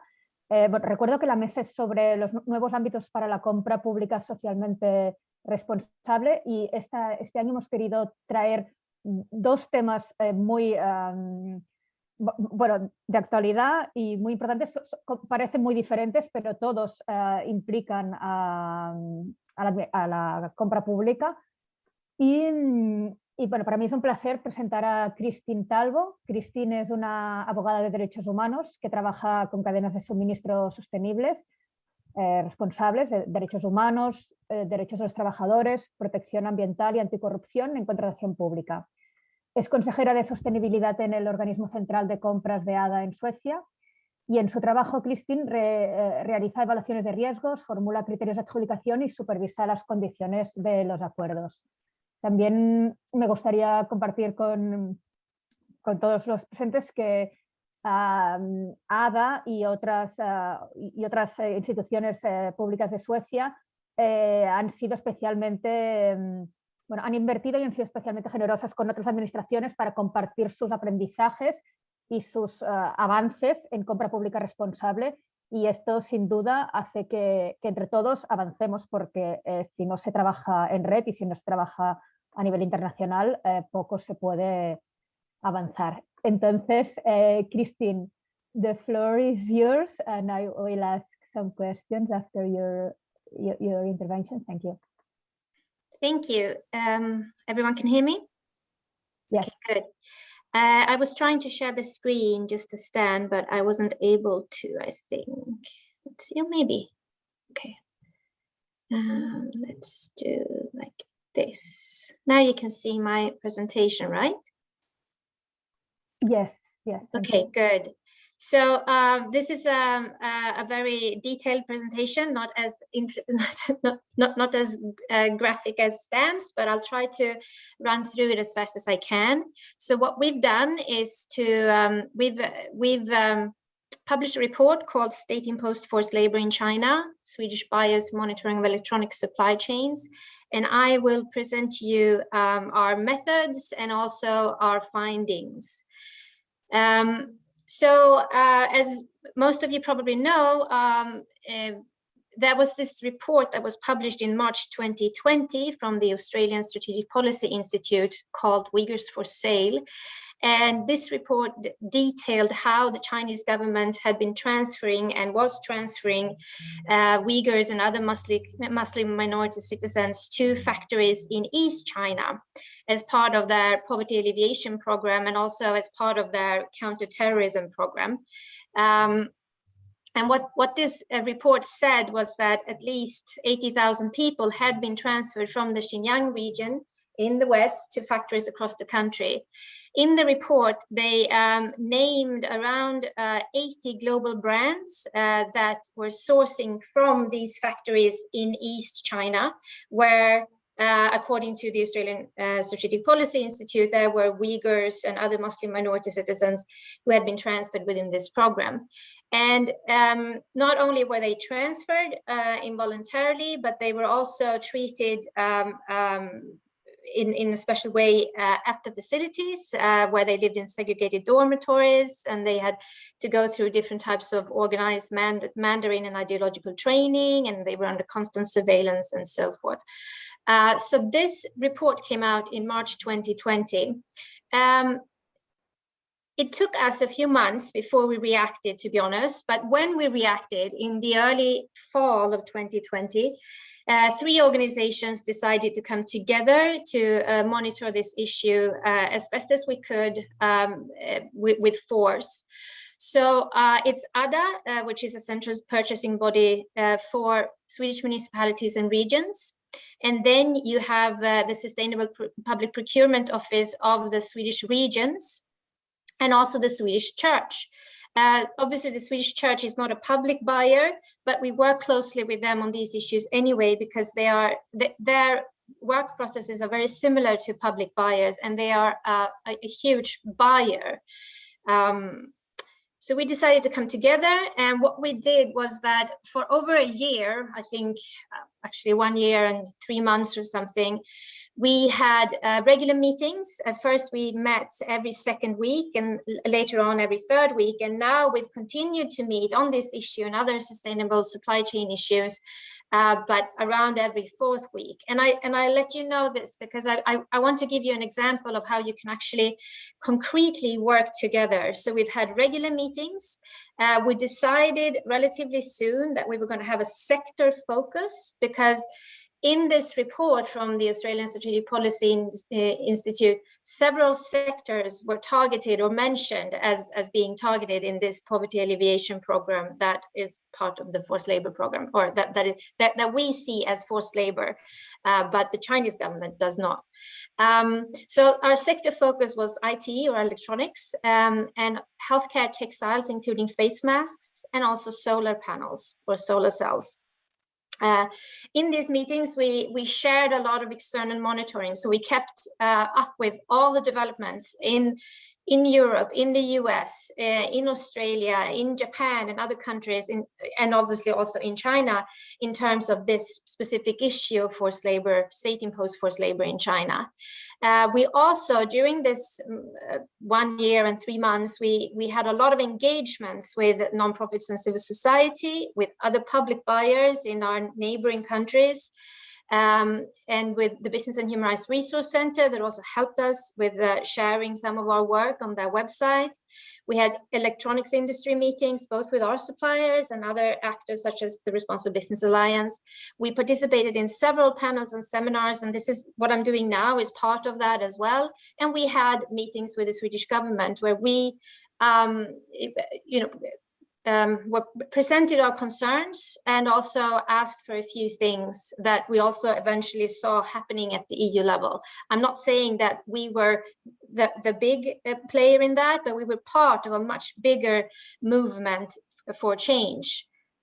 So this is examples of how you can work also as public buyers and not only as private buyers.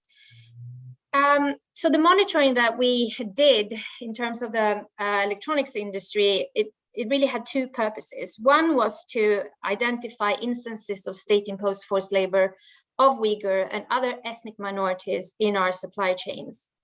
But we also wanted to ensure that our suppliers, which are resellers, And the brands behind them, through the forwarding of our requirements, were conducting human rights due diligence in accordance with our contract terms. And what we did initially was to map our categories, or our electronics categories and suppliers, just to make it easier on us. And we realized that we had 4 different categories that we were monitoring. The big one was obviously laptops, desktops, tablets, and monitors. Smartphones also, and also another big category is audio and video equipment. Network and security hardware is not as big, but still important.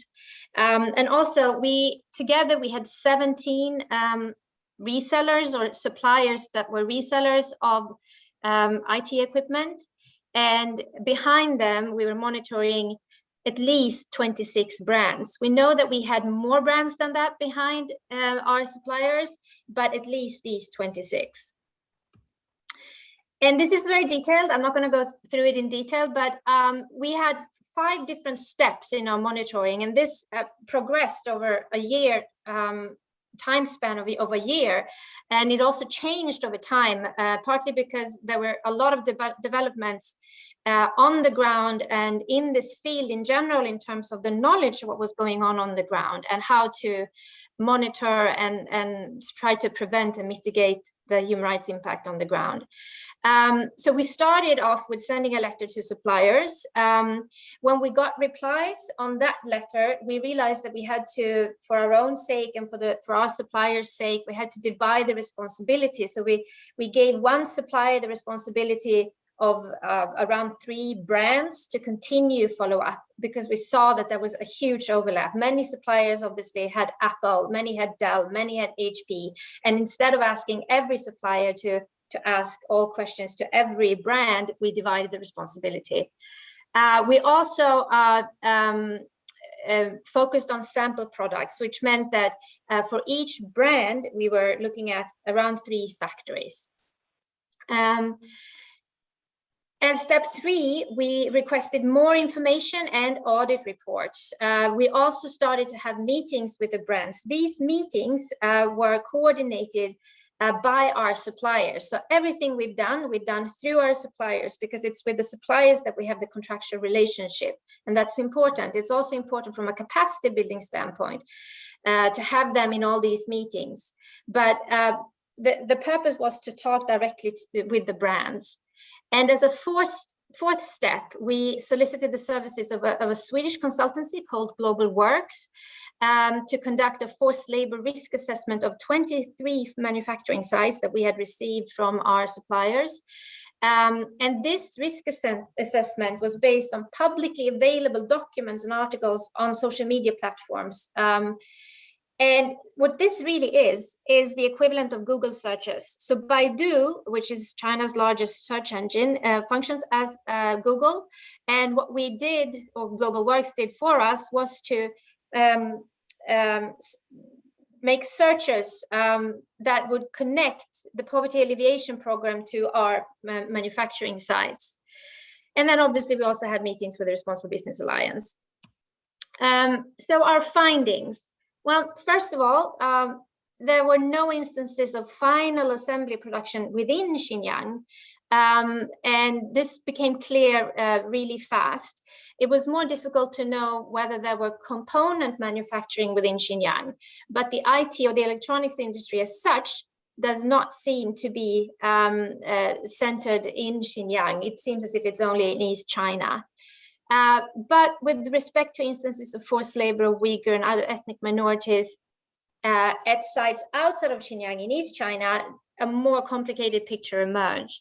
And I've added a quote here from one of the brands, and a few things are important here. First of all, this brand says that they have found no explicit evidence of any forced labor in the production lines related to brand's products at this point.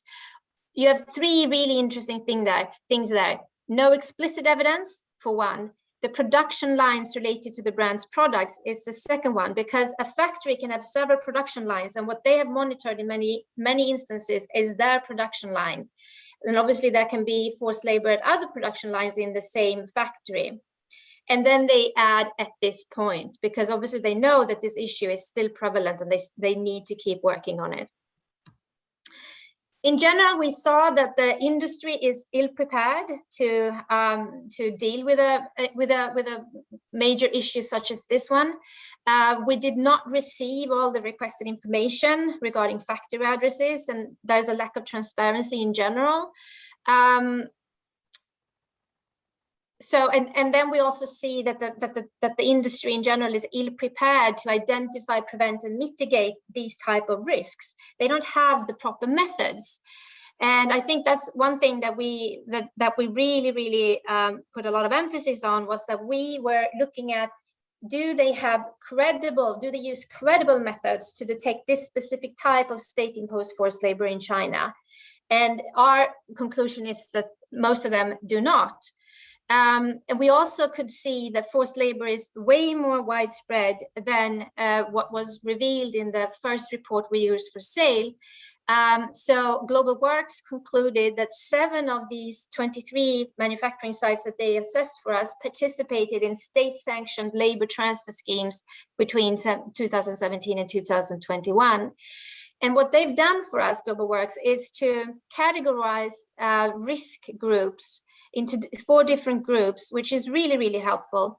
So they say that all Chinese citizens that are registered as poor are at risk of being caught up in these types of state-imposed forced labor, state-sanctioned labor transfer schemes. And then if you're also an ethnic minority, you end up in a higher risk category. If you're a politically repressed minority, you're at an even higher risk of ending up in these types of programs. And obviously, if you're a Uyghur or other Turkic Muslim minority or a Tibetan citizen, then you have a very high risk to end up in these types of state-sanctioned labor transfer schemes.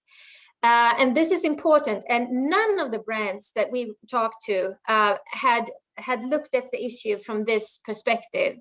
So this is what we mean with the industry being ill-prepared to identify these types of issues. In terms of our suppliers, mostly resellers, they cooperated in our monitoring, but there were great variations. We could see that suppliers with higher sustainability profiles were obviously more knowledgeable and proactive, but many of the smaller suppliers or resellers more functioned as intermediaries, forwarding letters back and forth. Most of them also took a back seat in the meetings with brands. And we can also see a difference in procurement categories. So suppliers of laptops, desktops, and tablets were better prepared for this type of monitoring than, for instance, suppliers of audio and video equipment. You should also know that many of the suppliers for audio and video equipment, they supply equipment from brands that are not as well known to the public. And I think that's the main difference here, that you have Apple and Dell and all those other brands, they work business to customer, but many of the audio and video equipment brands work business to business, and you have a different exposure. And then the 26 brands, well, we saw a huge difference in transparency with us. Some of that could be attributed to company size and other issues, but there was not always a correlation. We all know which one of the big brands that is the least transparent, and that is Apple, if you didn't know, and they were the least transparent with us as well. And obviously, we believe that they have all of the processes, so most of everything in place. So it's not that we don't trust them in terms of human rights due diligence, but they're not showing that to us, which means that we can't, we don't have any evidence of it.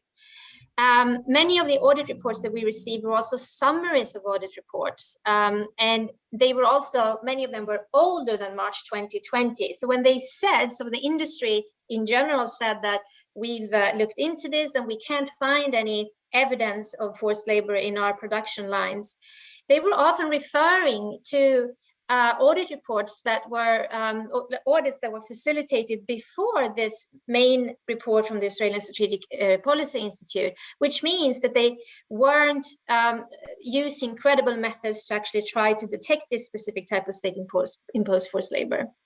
But we also saw several examples of best practices, changes to codes of conduct, enhanced self-assessments that were trying to monitor this specific issue, surprise visits to factory sites, increased worker voice programs. And we also had one brand that did a comparison between our indicators of forced labor, because in this first letter that we sent out, we included a list of indicators of forced labor in China. And this brand did a comparison between our list of indicators with the RBA code of conduct and the brand's own processes, and then amended the processes as needed, which was obviously nice for us to see. We could also see that the audit reports that we received, there was a huge difference. Some of them were RBA validated assessment program audits, some were customer managed audits from the RBA process, but we also got Amphora BSCI and SA1000 audits or certifications, and they are not at all as in-depth as the RBA audits. And as I said, many of the statements of no evidence of state-imposed forced labor applied only to the brand's production lines. Several of the brands had noticed red flags or indicators of forced labor, but still came to the conclusion that there was no forced labor at the production site. And one such red flag could be discrimination around Muslim holidays. We could also see that the front runners looked at this issue from two perspectives. One was discriminatory treatment of vulnerable workers inside the factories. And the best ones looked at vulnerable workers in a much broader sense, students and others, and not just ethnic minorities or not just focusing on Uyghurs. And also, obviously, the recruitment methods, which is the big issue here, because all of these programs are, this is state-imposed forced labor. So these are, labor transfer schemes that the state is very much involved in terms of agents, recruitments, recruitment agencies, labor fairs where the state connects these recruiters and agents with the factories. What we also saw was that there is a risk of double discrimination. And with double discrimination, we mean that because of the heightened attention from the West, really, on this issue, we saw that there had been instances where factories in China had just gotten rid of Uyghur workers, and also Uyghur workers that might have been there voluntarily, because even though China has rounded up most Uyghurs and other Muslim citizens and sent them to Xinjiang, they did this in 2016-17, there are still a few Uyghurs living freely, relatively freely, in Eastern China, but they were now at risk of double discrimination, of being let go from these factories, because these factories wanted to be able to say to brands and to Western interests that, you know, we don't have any Uyghurs in the factories. There were also audit problems on site, there are becoming, that there are more and more issues arising in terms of the audits also in Eastern China, and not only in Xinjiang, where we've known for a long time that it's difficult to perform audits. We see more and more difficulties also in Eastern China. And one of those difficulties is that Uyghur-speaking translators are not always let inside. Sometimes they are able to be to participate in the audits over the phone. And again, no brands that we have talked to have conducted any type of risk assessment similar to the one that Global Works did. And we've seen very, very few responsible exits. We have seen a few exits, and they have mostly been as a result of American withhold release orders from the Customs and Border Protection in the US. And then they leave the factories from one day to the next. So very few responsible exits.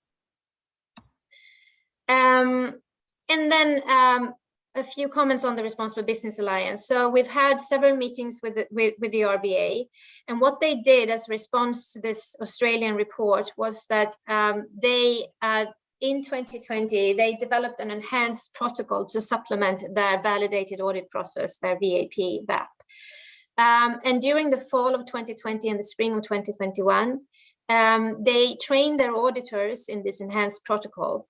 But then challenges arose in the implementation of the protocol, and some of them I've already mentioned. And this is in terms of performing audits on the ground in Eastern China. And this led to a very limited use of these enhanced methods. But RBA is continuing to work with its members to evolve their validated audit process. And another thing that is important to know from a public procurement perspective is that, as you know, the RBA has different membership levels. And we've talked to the RBA about this for a long time, that it needs to be shown on their website if the brand is a full member, a regular member, an affiliate, or a supporter to the Responsible Business Alliance, because there's a huge difference in saying that you're a full member, a regular member, or just a supporter. And since a few weeks back, you can actually find this information on their website.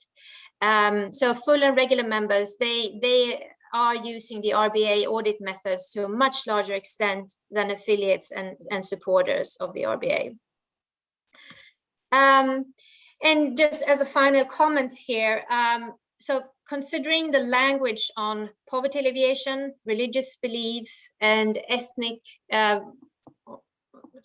minorities in China's Human Rights Action Plan, if you haven't seen that one, I advise you to read it because it's really interesting. We will continue to treat state-imposed forced labor as a risk in China in many sectors, not all sectors, not only electronics, the electronics sector. And right now we're following up our global works findings with our suppliers and brands, and we're also moving into regular follow-up. So we've been treating this as incident management for more than a year, actually 1.5 years, but now we're moving into treating it as part of our regular follow-up. So thank you. Thank you very much, Christine. I would like to make you lots of questions, but I have just 2 or 3 questions because we are running out of time. We will also pass a small documentary by Heather White. It's called The Vanish, and it talks about Uyghurs. So, but first the questions. What reactions have you had to the report or to overall of your work? And second would be, how can public procurers monitor these issues? I mean, as you are doing or other? Okay, so first of all, we have had very little reactions, very few reactions, to be honest. We presented the report in different fora, and sometimes I think that it's so in depth because we've twisted and turned so many things that a lot of people don't really know what questions to ask. But since we are now following up the results and especially the global works findings with our suppliers and brands, we also know that that report and the methods that they use have reached the RBA. The RBA has, because of the increased difficulties in China to work on these issues, they've become more closeted in terms of what they say to the public or what they're doing. But our sense is that the methods that we've used to try to identify this is starting to get integrated into the RBA audit processes. And for us, that's a huge response to our work. Obviously, this is something that the RBA wouldn't be able to say out loud because it's difficult for them to work in China as it is. But from my perspective, I'm very, very happy to see that the report actually has had some change and is having change. And then the other question that you had So how can public procurers monitor the issue? Well, first of all, when it comes to a question such as state-imposed forced labor in China, it's really important to not just accept audit reports at face value from brands. You have to read the audit reports. You have to look for the specific issues that you're trying to monitor or target with your monitoring. Because as I said, many of the audit reports that we were provided were older than March 2020, and they didn't say anything on this issue because they hadn't looked for it. So I think that's important, that we as public procurers, we have to move a step forward here. We have to become even more thorough. We have to ask even more in-depth questions. But besides that, I mean, read the report, and obviously we've done this not only for us because we all have the same brands.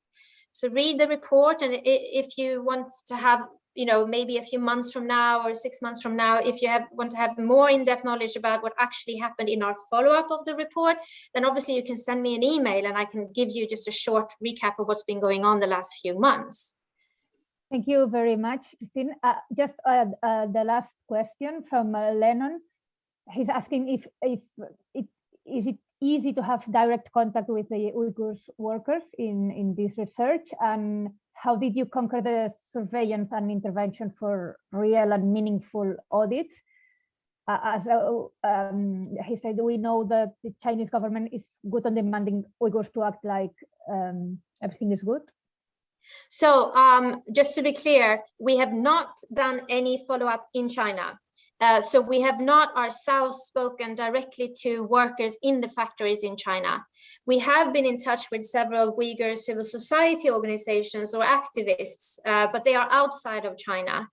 I think if you look at from a brand perspective, there are difficulties for the brands to be able to pinpoint who they want to talk to in the factories, and also just be able to do it through translations and things like that.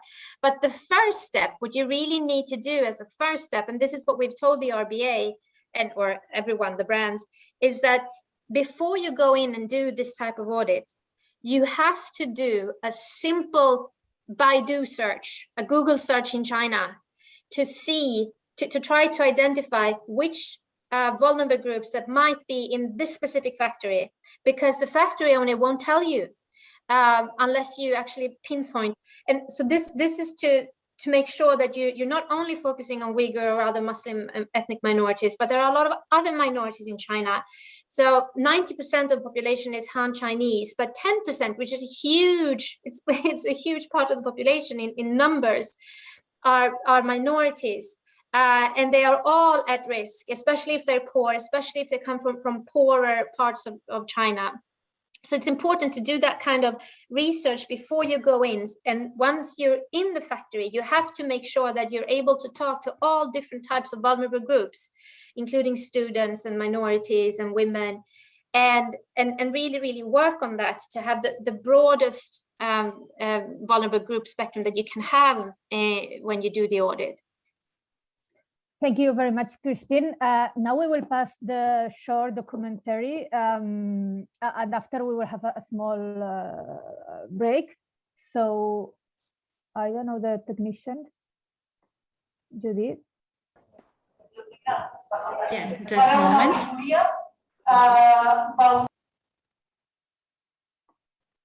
Yes, thank you very much, Christine and Stan, for explaining your work. In the chat, we have the links to the reports, so people can follow up.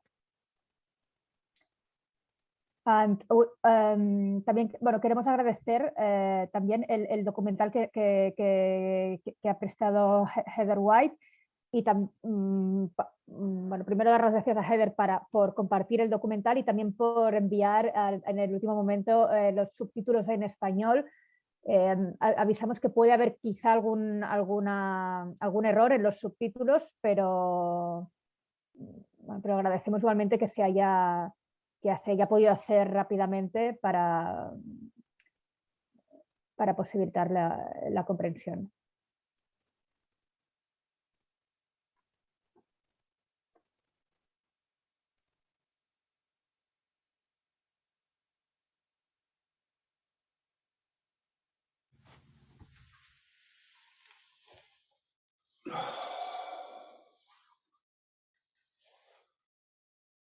In the spring of 2021, with COVID-19 still a problem, I joined a team to gather evidence of China's abduction of Uigur refugees who had escaped to Central Asia.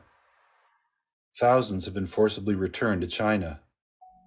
We interviewed dozens of witnesses and began gathering evidence. This is my diary from the 3-month investigation.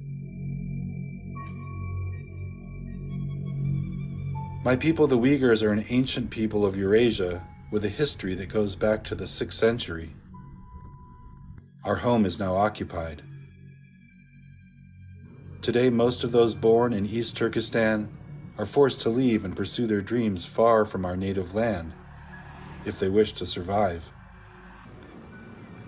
These days, Uyghurs are found on every continent on Earth, but it's not by choice. As a human rights activist, I live in fear wherever I am. China is always one border crossing away. I fear for my family, and sometimes I think, stop talking, don't share information. But each time my conscience makes me continue. Informers are everywhere. People are constantly being watched. People spy on friends and neighbors out of fear.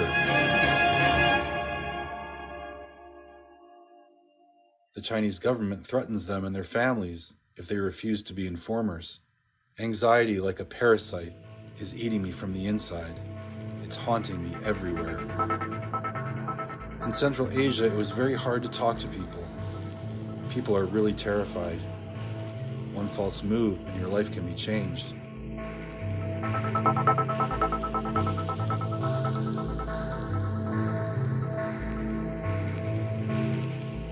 One by one, we found witnesses and we started to talk to them. When I was in the 9th form, my classmates and I were brought into the school auditorium. We were all forced into a truck and sent to work in a clothing factory. I managed to get people to talk to me. I was nervous before every interview. We couldn't let people get in trouble for talking to us. I attended Oksu No. 1 Middle School. During the 3 years I was there, I was forced to work in the cotton fields for 3 months every year. If we didn't pick cotton fast enough, the teachers would beat us. At least 3 people I know of died in the cotton fields. Dozens of eyes are always watching, human and electronic. Those who manage to escape across the borders are not safe. There's no freedom from fear. You never know who's a spy. Thousands of Uyghurs created bazaars in Kyrgyzstan and Tajikistan. Then Uyghurs began to disappear.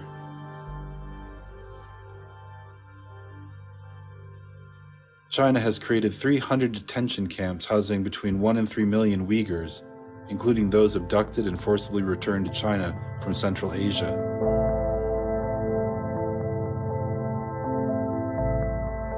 Hundreds of thousands of Uyghur children have been placed in orphanages and separated from their families. Children as young as 6 and 7 years old were forced to work. Some died without any investigation. I still have other questions that I'd like to find answers to. This threatens not only my people, this is dangerous to all people around the world. My dream is that my people will one day gain their independence and be at peace. I want only justice.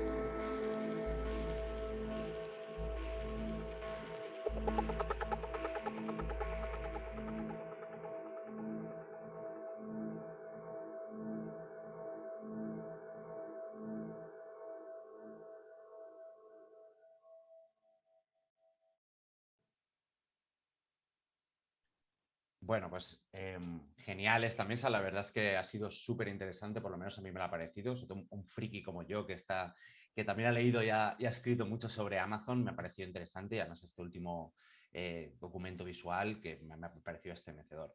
Bueno, recordad, ahora tenemos el pequeño descanso, volvemos a las 12:15, o sea, tenemos unos 12 o 13 minutos y recordaros, por favor, que no tenéis que abandonar la sesión, simplemente silenciar vuestros micros, apagar la cámara y nos vemos ahora en 12 minutitos, 12:15.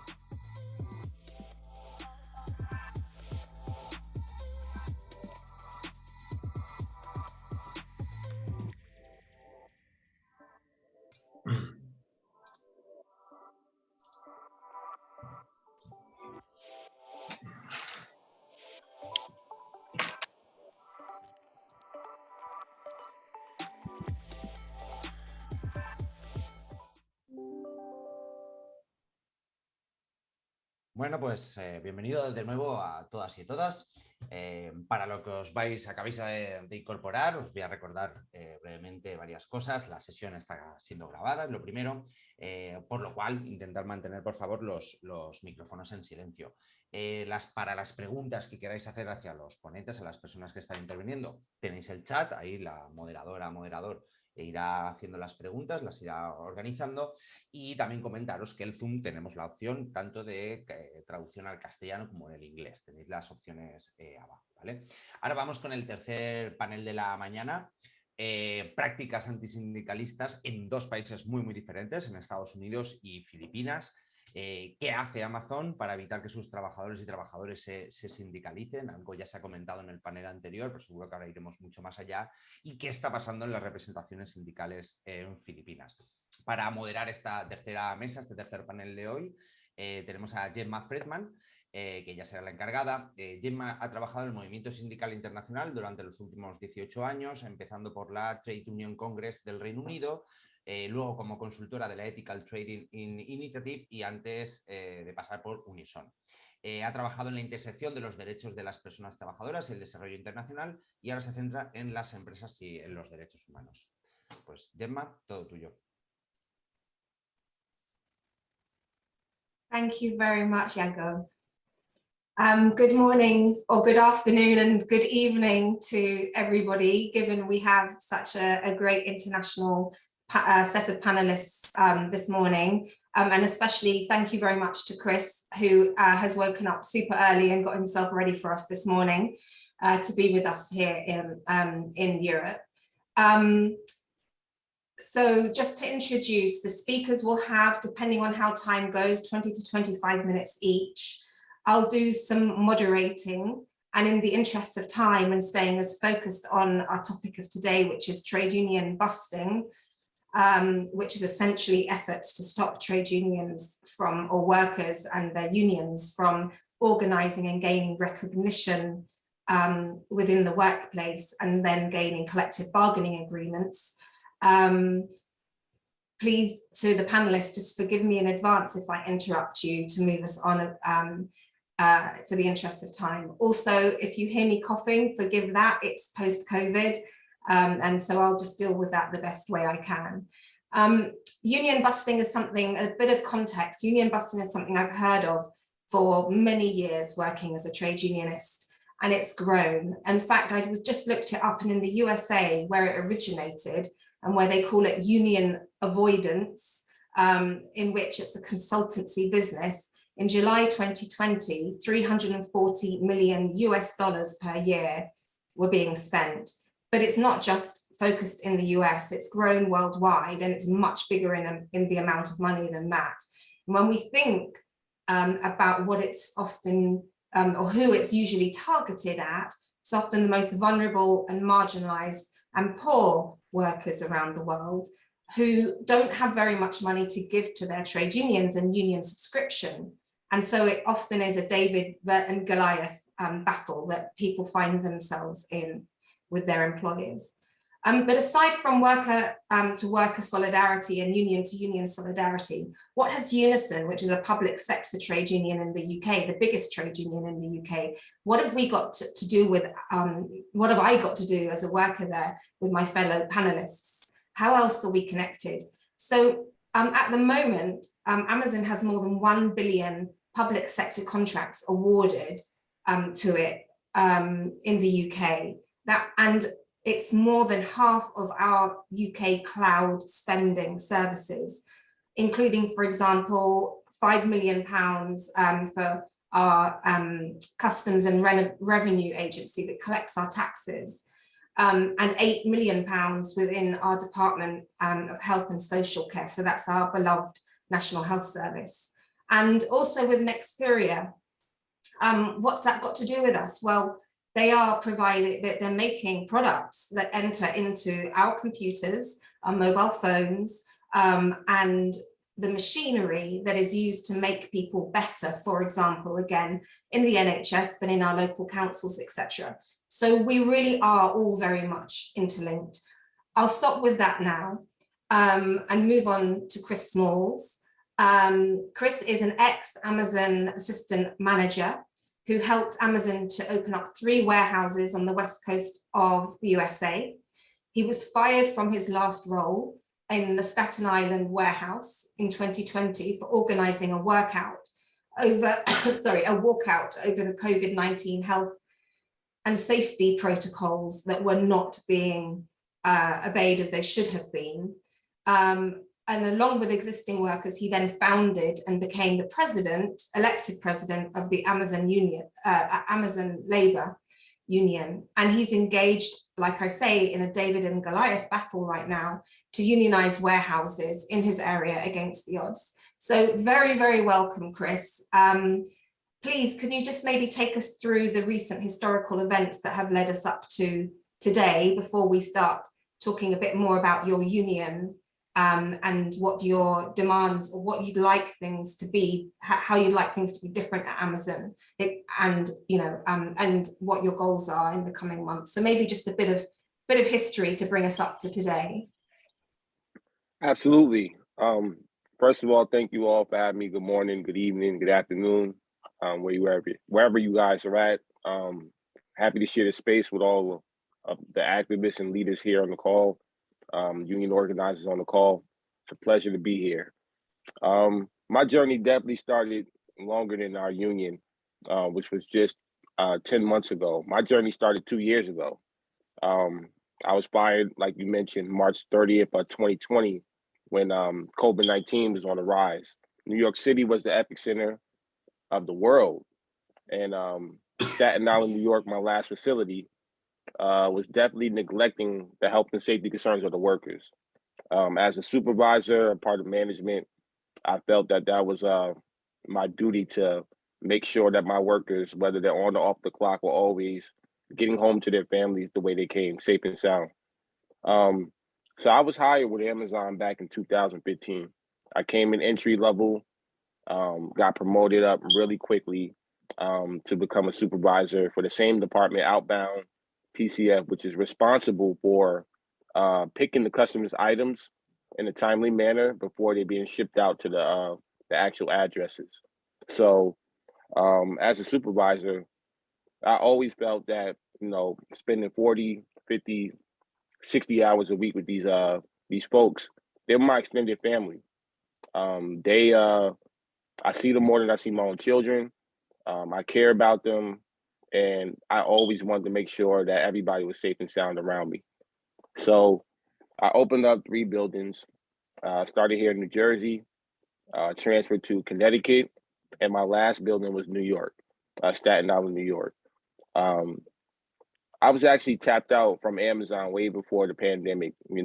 There's a system designed, especially against black and brown minorities when you work for Amazon, especially lower class, also lower class white people as well.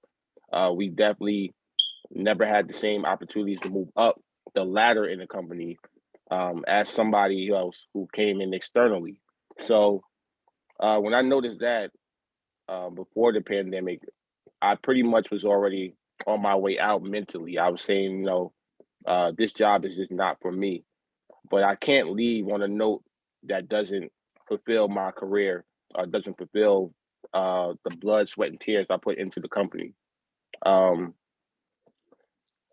Going back into pre-COVID, I noticed that a lot of my workers in my department were sick, and a domino effect. They were coming in, different symptoms, coughing, sneezing, some were even vomiting at their workstations, and I knew something was wrong.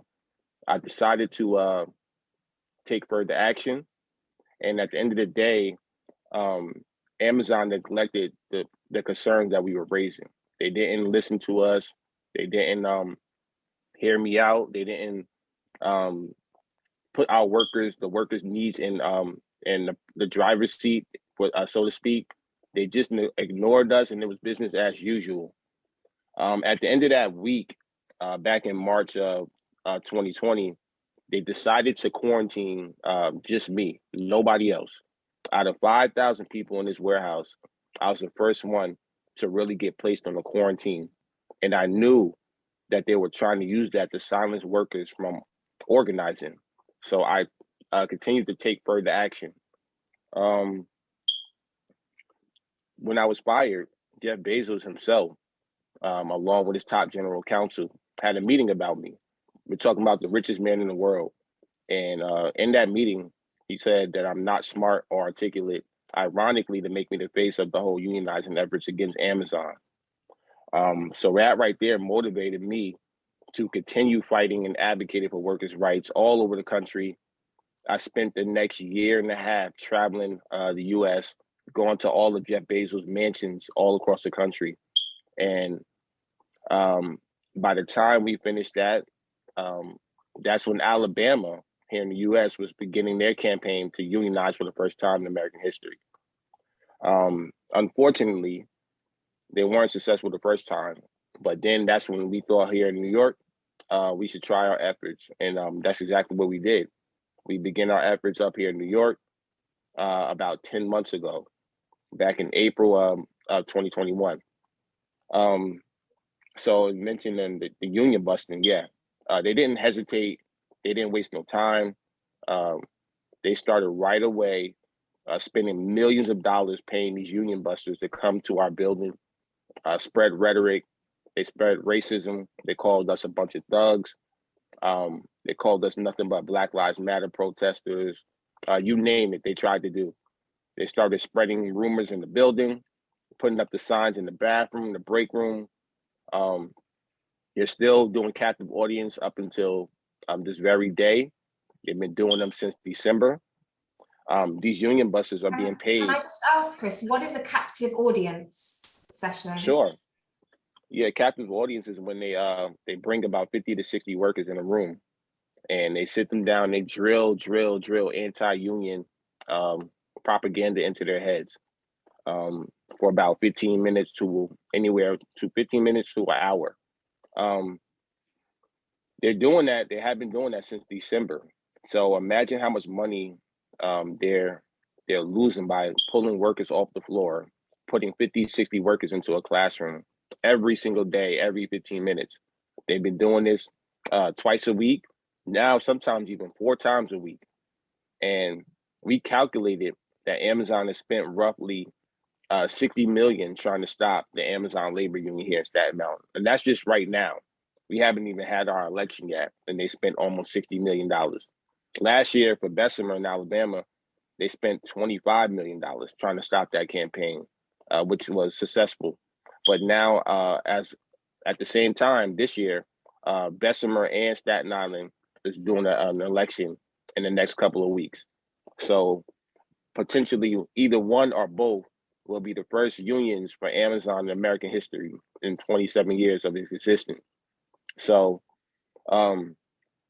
as far as So I'm sorry. Can I just ask, Chris, so what is it, so the company is trying to scare people off through all kinds of methods, from joining your union and from doing what? You've got this vote happening.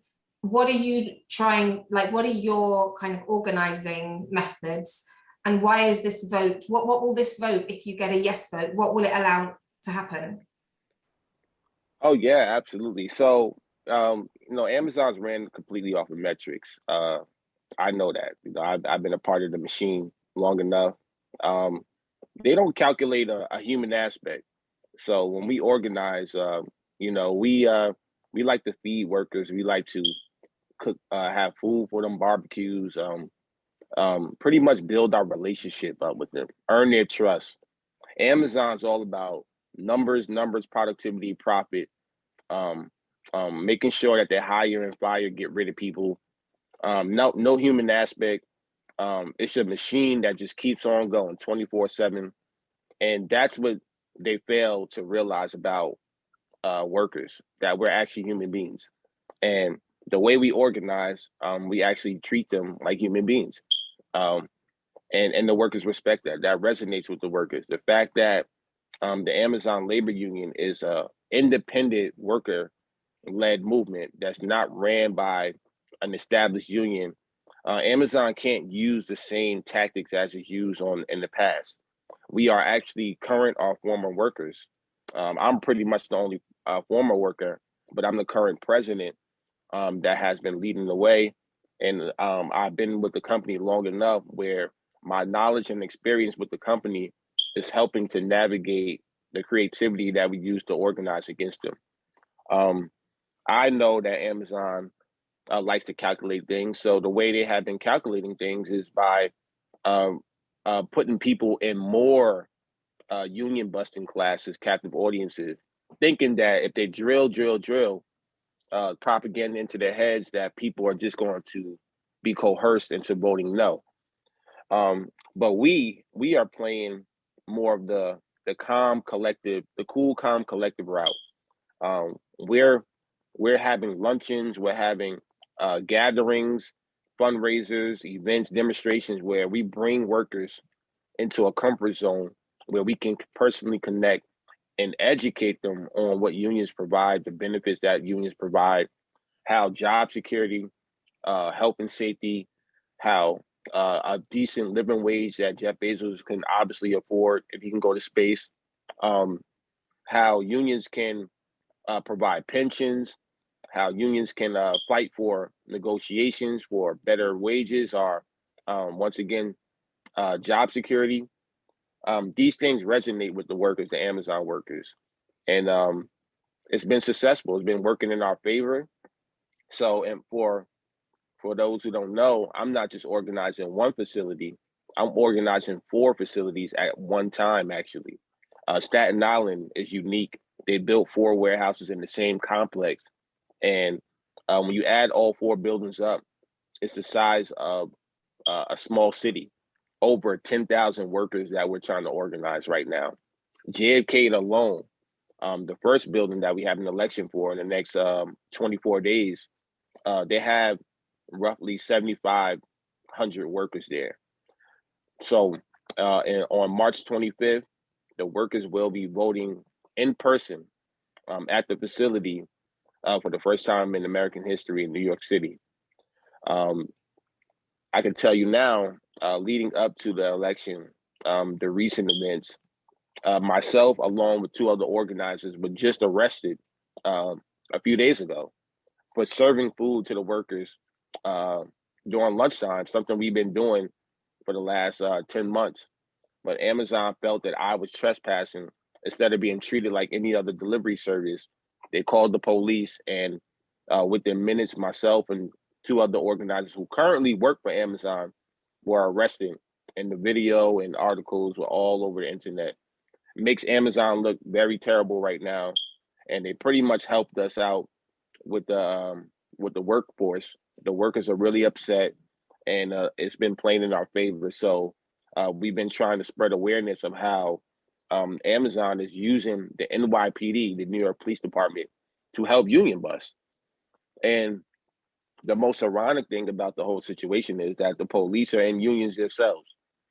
But obviously over here in America, none of that matters because the police unions are completely different from worker unions, just for clarity. And they will protect the company, they will protect property, they will protect billionaires. And that's what we're dealing. We're not just dealing with Amazon, we're dealing with the government, we're dealing with policing, we're dealing with surveillance. We've been surveilled. We're dealing with the landowners who own the buildings. I mean, the land where the buildings are built. They also been a part of union busting as well. So it's really intimidate. They're really trying their very best to intimidate and to sow fear. How do they put surveillance on you? Yeah, absolutely. Well, I could tell you since I was fired, I have a high profile lawsuit. So they definitely hire a couple of PIs, private investigators, to follow me, follow some of the organizers home or wherever. There's a camera. Sorry, right where. What's a PI? Private investigator. Yeah, great. And there's cameras all over the Amazon facility. There's over 5,000 cameras. So you're never off camera when you go over there, whether you're inside or outside. Even where the public street is, the bus stop where we set up, there's cameras above the bus stop that's surveilling us that Amazon has access to. So we know when we go over there to organize that we're going to be on camera. They have people like security guards taking pictures, videos all the time. You name it, they've done it. I don't even know how many times I felt, like we're being watched. I always look over our shoulders, but we know that the good thing about our campaign is that we're not afraid. We know that we're being surveilled. We know that they're going to try to infiltrate in several ways. So we're more out in the open for that reason. We're encouraging workers to speak up. Don't be silent. Don't wait till the last minute. Don't wait till after they're fired. We're encouraging workers to get involved now, to speak up, to make sure that they're vocal so that we know how to help them. And when, the one thing about Amazon that everybody knows is their customer obsession.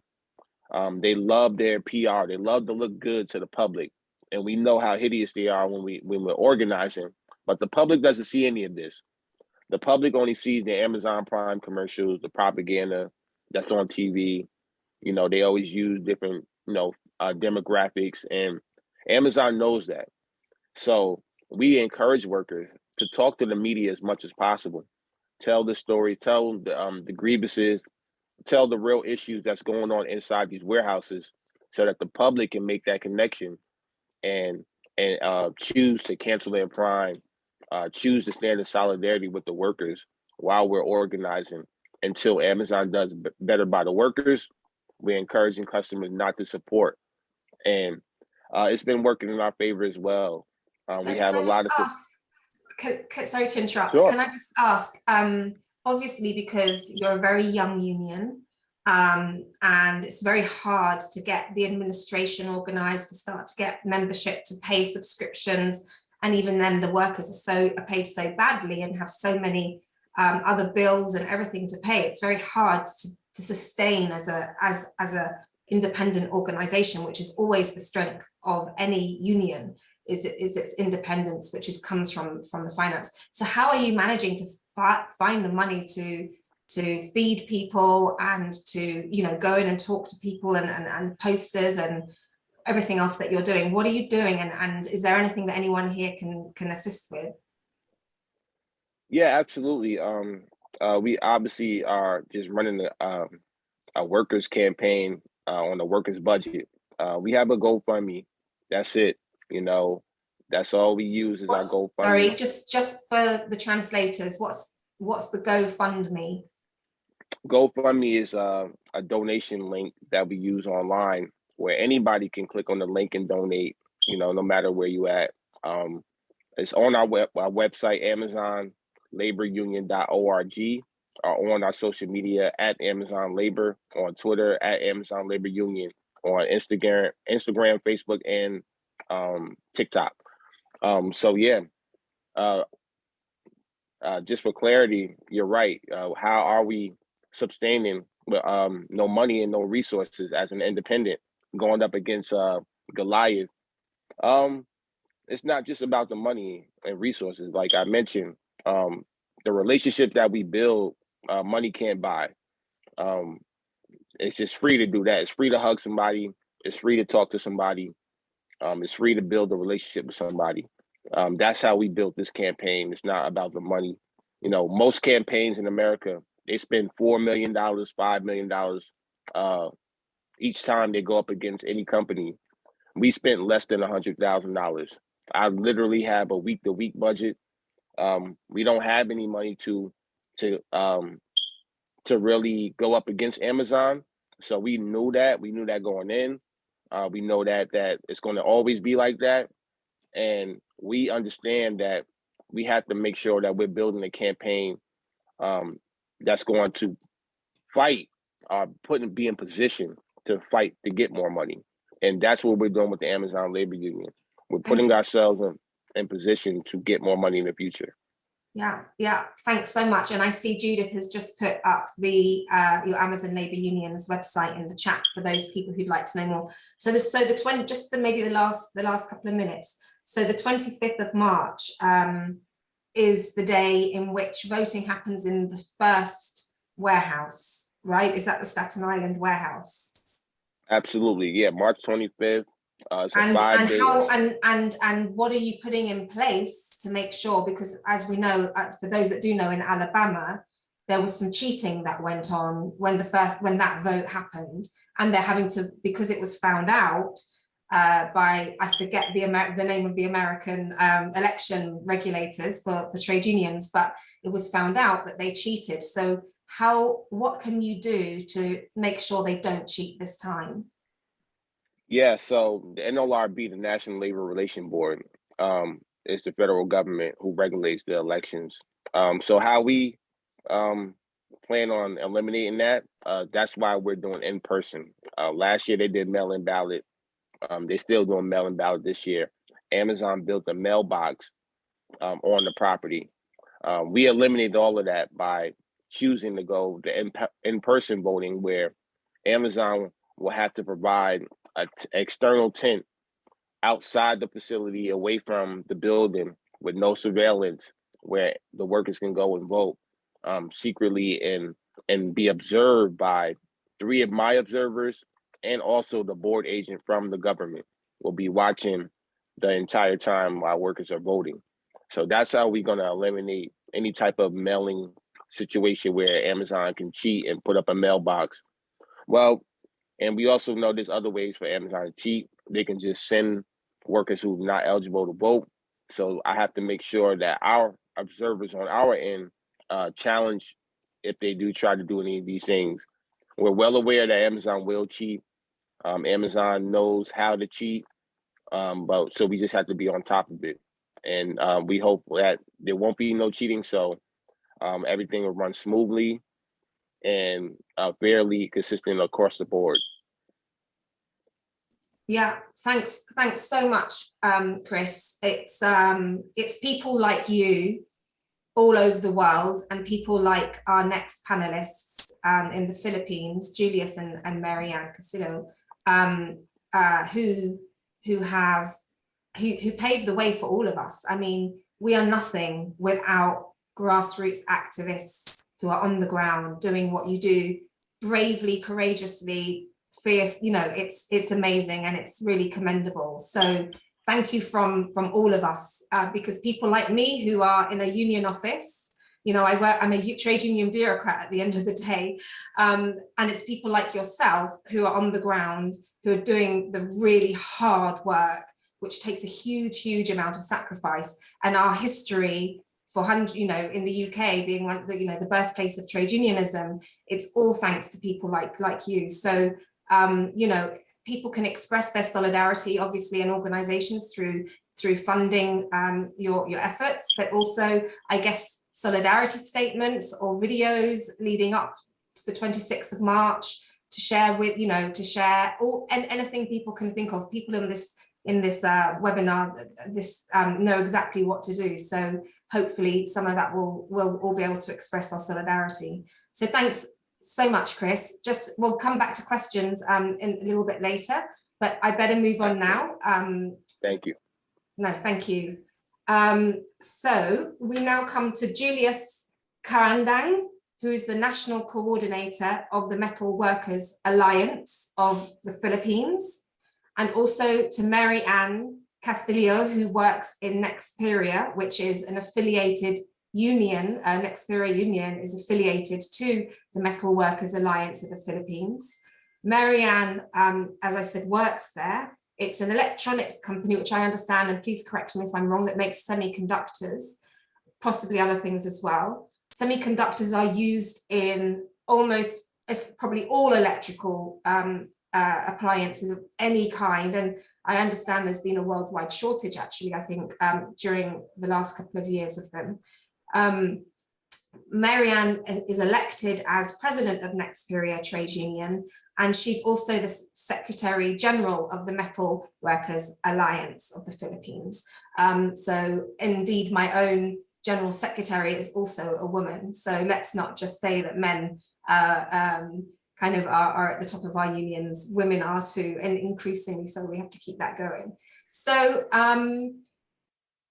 yes, from the USA to the Philippines. Julius, perhaps we could start with you, and we again just have 20-25 minutes maximum, so everything has to be kept quite brief. But can you give us a little kind of opener about the general context on trade unions in the Philippines? Are they allowed?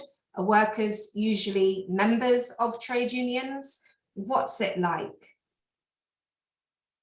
Okay, good evening or good morning, everyone. Again, I'm Julius from Metal Workers Alliance of the Philippines, which is a alliance of federated and independent unions. Here in the Philippines is one of the electronic hub in the Asia. So many major electronic industries are here, from semiconductor and other components to automotive and telecommunication, electronics, medical and industrial and IC design. So all of the electronics sector are doing here in different parts of the Philippines. So mostly in the south part of Manila, the Calabar zone area. So it consists of 5 provinces. Then in central and north Luzon and in Visayas region, the Cebu. So most of the company are we found that in the inside of the export processing zone. So here in the Philippines, when the company, especially the multinational company,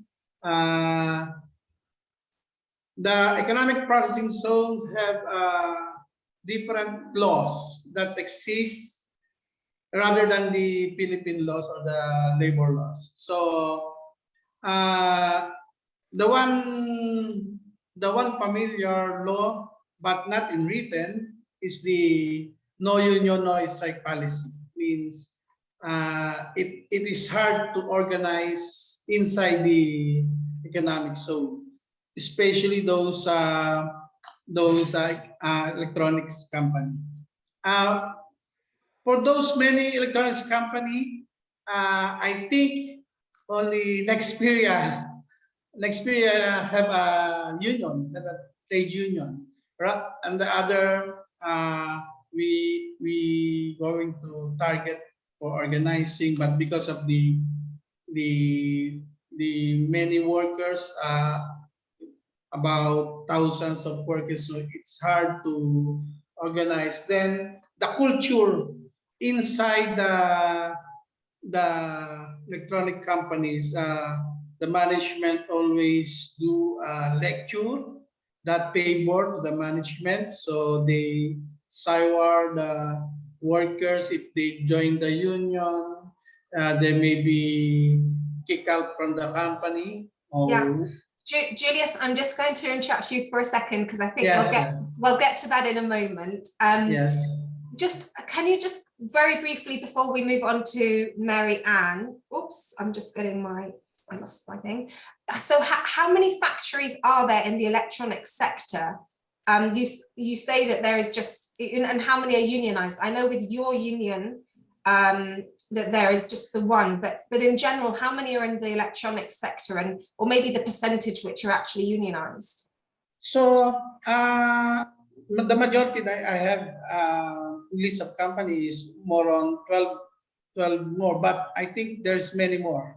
I have a Texas Instrument here, the list, the all semiconductor, but those companies have no union, except for the next group. Okay, and how many factories has your union tried to organize in the past, say 5 or 10 years, but failed due to union busting?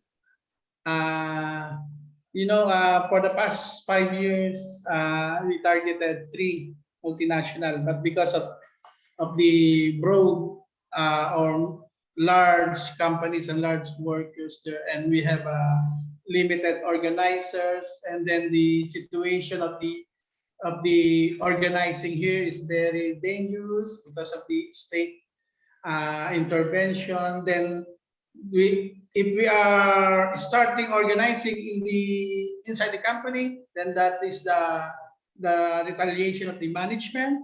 Yeah. So So it really it's a small number of factories, but I think it's really hard for people to understand sometimes unless they are close to what you experience, just what it takes, the amount of effort, persistence, and the bravery, because as we'll hear as we go through this next number of minutes, excuse me, the pressure on you is enormous. And of course, we're talking about the Philippines, which is a developing country where wages are so low. So your resources also are extremely low. Let's move to Mary Ann now. Thank you, Julius. I'll come back to you in a minute. Mary Ann, could you just tell us about the Nexperia factory? What I said it makes semiconductors, I presume I'm right. How many workers are there? How many members are in the union? Okay, thank you, Gemma. Good morning, everyone.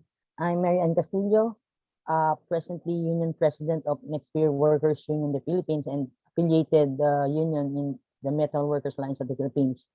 Our Nexperia started in 1982 when it is Philips Semiconductors Philippines Incorporated. Our union started also in 1982. So every 10 years, twice that they changed the name, maybe for exemption in taxes. Before it's Philips Semiconductors, then in 1996 it changed to NXP Semiconductors, and now Nexperia Workers, Nexperia Philippines Incorporated. So we are from now that we are Nexperia, we are producing our products is more on automotive. We're producing chips for sensors in cars, and in the pandemic, the application of our product is in the medical instruments, our medical equipments and apparatus. Yeah. Okay. How many workers are there? Sorry. And how many have you unionized? Yeah. As of now, we are the union members already in are close to 2,000 union members, but the whole employees in our factory is in almost 4,000, including in indirect labor or the management people, also in the tech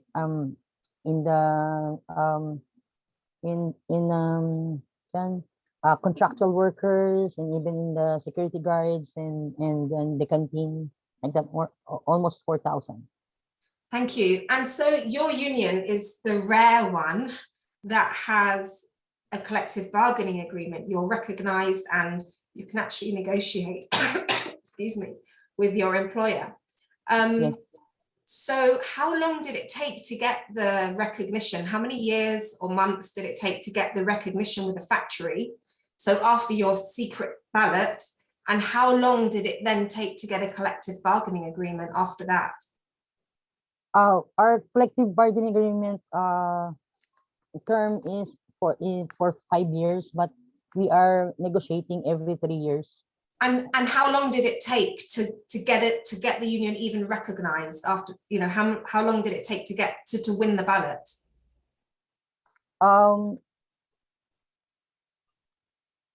Our experience have maybe about 5 months is the okay 5 months.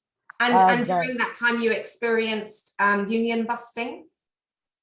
Yeah, sometime in 2014, when I'm not yet the union president, we are in the negotiation for our wage increase and for our CBA, when the management dismissed or terminated us 24 union officials. Then we have our general membership assembly meeting outside the factory. We told our members what had happened, that the negotiation had stopped, and we had our picket protest and have asked help from our other local unions, colleagues in other organizations, in national and in international, and because the management don't want us don't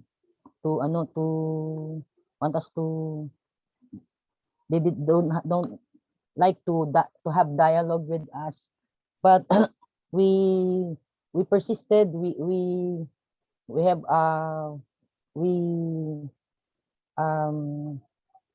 our protest almost every week, and we have the help of the alliance in the international. They they brought our problems in the top NXP that time. Okay, thank you. Like that. They helped us. Yeah. So what is it like, for example, in your factory compared to the other factories that are not unionized for workers? What benefits have just 2 or 3, give us an idea of that, what is different? Yeah, okay. It's very different. First, with the factory, with the union, the workers are secured. They have the job security. First of all, the job security. Second, we can have our yearly wage increase because of the CBA negotiation, and also our benefits will be increased and will be added by what we what we want to have to compare in other factory. So Yeah. so it's very important that we have unions in our factory. Yeah. And I understand, and we don't have time to go into it, but I understand that different from Chris's warehouse where he was working, when COVID struck, you were able to negotiate proper health and safety protocols with the management to keep your workers safer than elsewhere in non-unionized factories.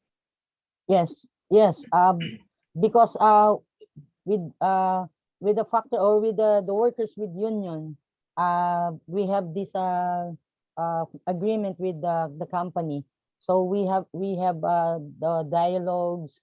We gave them our letter, and this our proposal during the pandemic, because we don't have work, because in the Philippines it's no work, no pay.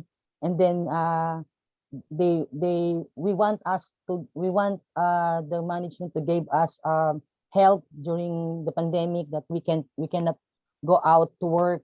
And then they at first don't listen to us. They ignored our letter, but we have this power to unite to use the social media. We had this the social media protest.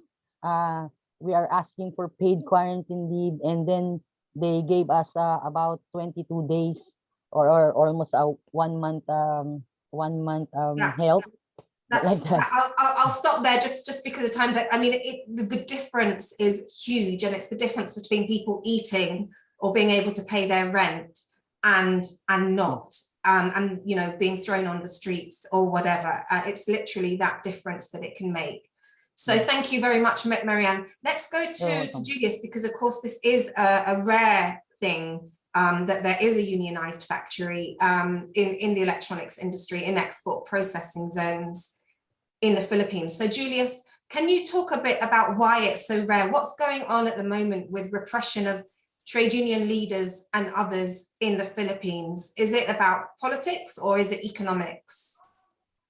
I consider it's both economics and politics. We can, here in Philippines, the union can negotiate with the management about their economic needs if they are politically motivated. So because of your politically motivated, then that is the interference of the state. Because of what are you doing, you go to that community and talk to the workers and you organize them. So that's why here many leaders and our organizers are jailed with false accusation. Okay, and so can you also say, what kinds of techniques are being used to bust unions at the moment? What kinds of tactics to bust the union? Yeah. By the management? By the management, or indeed for suppression of trade unions, like what is happening in general on trade unions? What tactics are being used? So when you organizing you, not not only the management you are afraid of.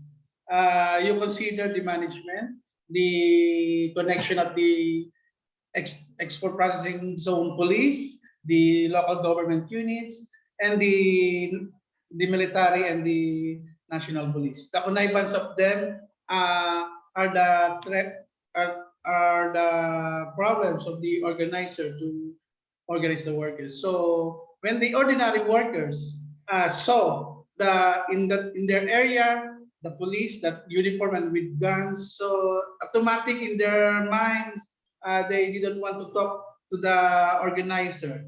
And when they go inside the company and the learning given by the company is more anti-union, so they put to their mind that, okay, I'm not going to union, I'm just working every day, even though my wages are very low or my benefits are not enough. So that's why the Filipino workers do that, because of the in everyday life here, you need to work just to feed your family, just like. And they're helped. I mean, the companies are helped by the government, which is very anti. It's a very populist and nationalist government, right? So yeah. the companies are aided by that.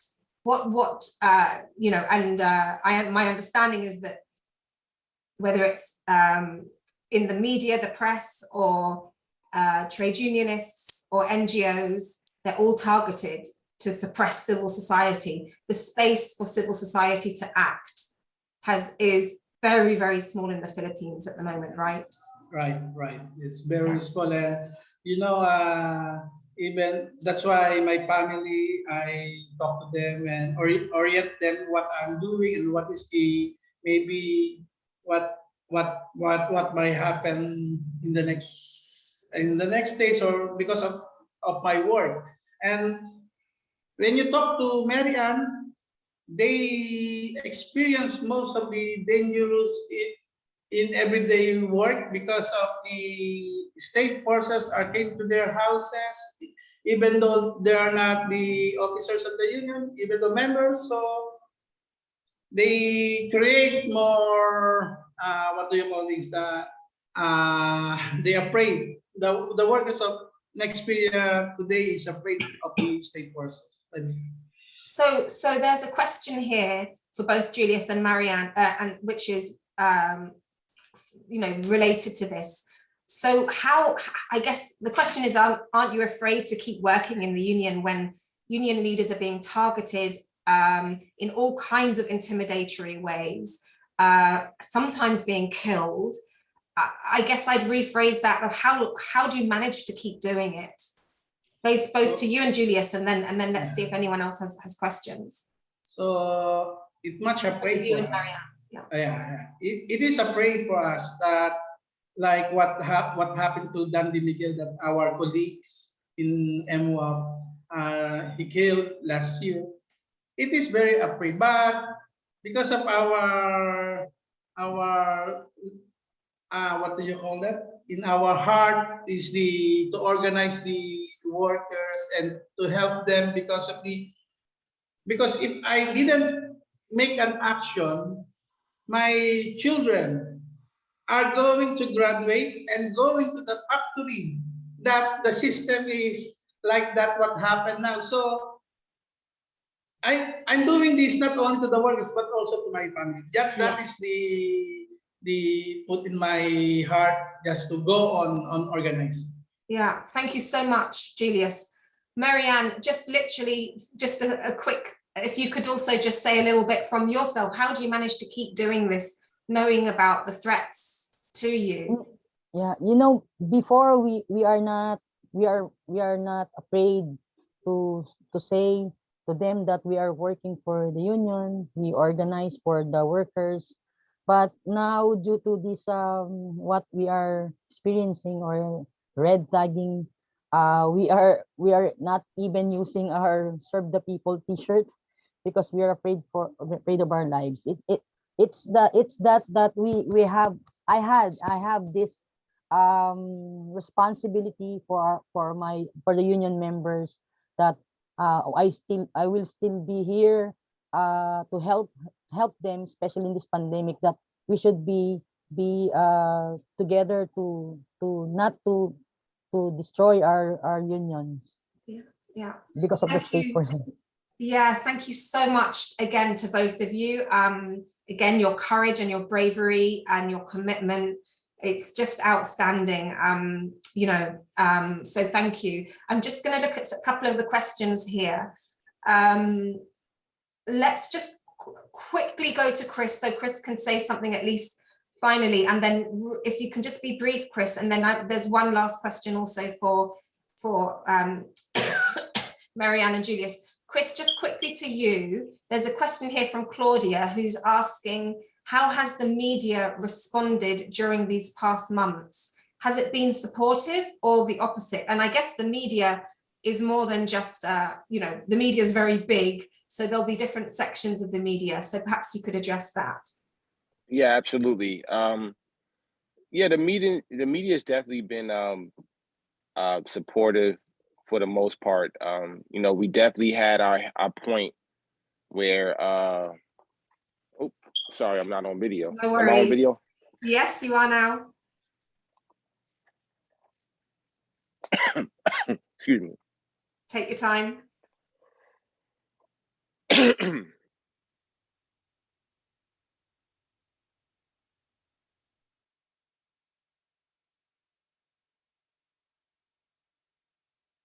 Perhaps let's just give Chris a moment and let's just go to the other, or are you ready now? Yeah, you're all good? Sorry about that. Okay. Yeah, I'm good. No worries. Yeah, the media's been supportive. The withdrawal was the only time that we had like negative press, but other than that, overall we've been pretty good. The media, the independent media is definitely supportive. They come out to the building very often to visit the workers, to visit myself, but the media is going to be the media. We don't really worry about that. We know that the media is going to say what they want to say.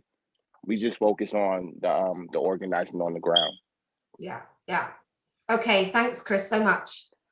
And now back to Julius and Marianne, and you can choose who wants to answer this. From Lennon, given the repression from the government and company against the unions, do you think that public audits can help to change things? Or what audits should be done to stop the union busting and extrajudicial killings in the Philippines? Yeah, it's very helpful to do a public audit. It gives a pressure to the company for that kind of situation. But this situation is very politically motivated. That's why, like what happened to Nexperia, the management says that they are very supportive to the union and they respect the union. But if you analyze where the same persons get those names and even those information and addresses. So, okay, for us, it's a very helpful to have a public audit. But if the extrajudicial killings will stop, maybe I don't think so for now. Yeah, okay, thank you so much. And so I suppose the call out from yourselves then is to ask anyone who's on this webinar if they can actually influence procurers or those who have any influence on procurers to keep doing audits. But of course, it's not just about normal industry social audits. I know that on earlier sessions today, Electronics Watch has been here, for example, and their worker-driven auditing, which you have helped to be part of with your partner, makes a difference too. and maybe more of a difference. Yeah, okay. So I think, Judith, we're probably, unless anybody has any other last moment questions, we're probably drawing to a close. Thanks, Judith has put up here, if anyone wants to know more about Electronics Watch, she's put the link, the website link there. And I'm actually on the board of Electronics Watch, and I can say as a trade unionist that I think that they are doing some outstanding work right now. And you know, those that can influence your public authorities to join, please, please, please, please do. That includes in the US. Chris, if you've got any links to any local Congress people or anything, have a look up for Electronics Watch, because this is also how we all get connected all around the world. And we need an Electronics Watch of everything. Their model is fantastic. So I'll just leave on that note. I don't know, Judith, or if anybody else wants to say anything at this point. But I think we're now out of time. And thank you so much to Chris Smalls and to Mary Ann Castillo, and also to Julius. You've done, sorry, I'm Cardenos, right? I'm sorry, have a terrible memory for names. I've got Julius MWAP in front of me on your Zoom. But thank you so much to everybody. Again, your bravery and your activism is what drives the union movement and what keeps us being able to progress even in the face of the worst types of union busting. And we are nothing if we don't have you doing the hard work that you do. So thank you so much. And that's it, I believe.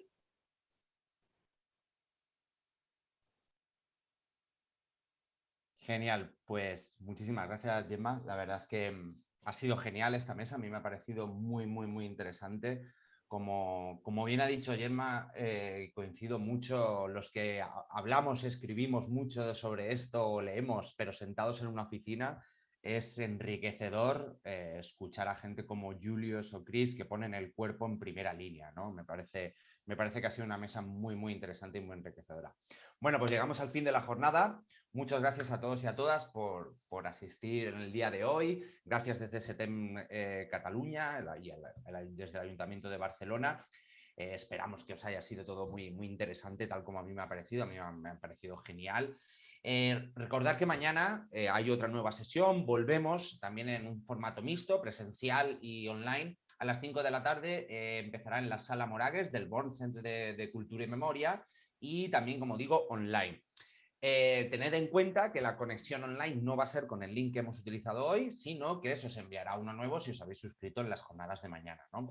Mañana hablaremos de la importancia de la precariedad laboral en las fábricas del este de Europa, sobre cómo afecta la transición verde intensiva en ciertos metales que planea Occidente en las comunidades del sur global, y cómo de sostenibles y realistas son estos planes, ¿no? Y finalmente, en última mesa, expondremos cómo las nuevas tecnologías se están utilizando para controlar a la ciudadanía y cómo algunos colectivos se han organizado para utilizar a su favor y fortalecer diversos procesos democráticos. Nada más, muchas gracias a todos y a todas, nos vemos mañana. Un saludo.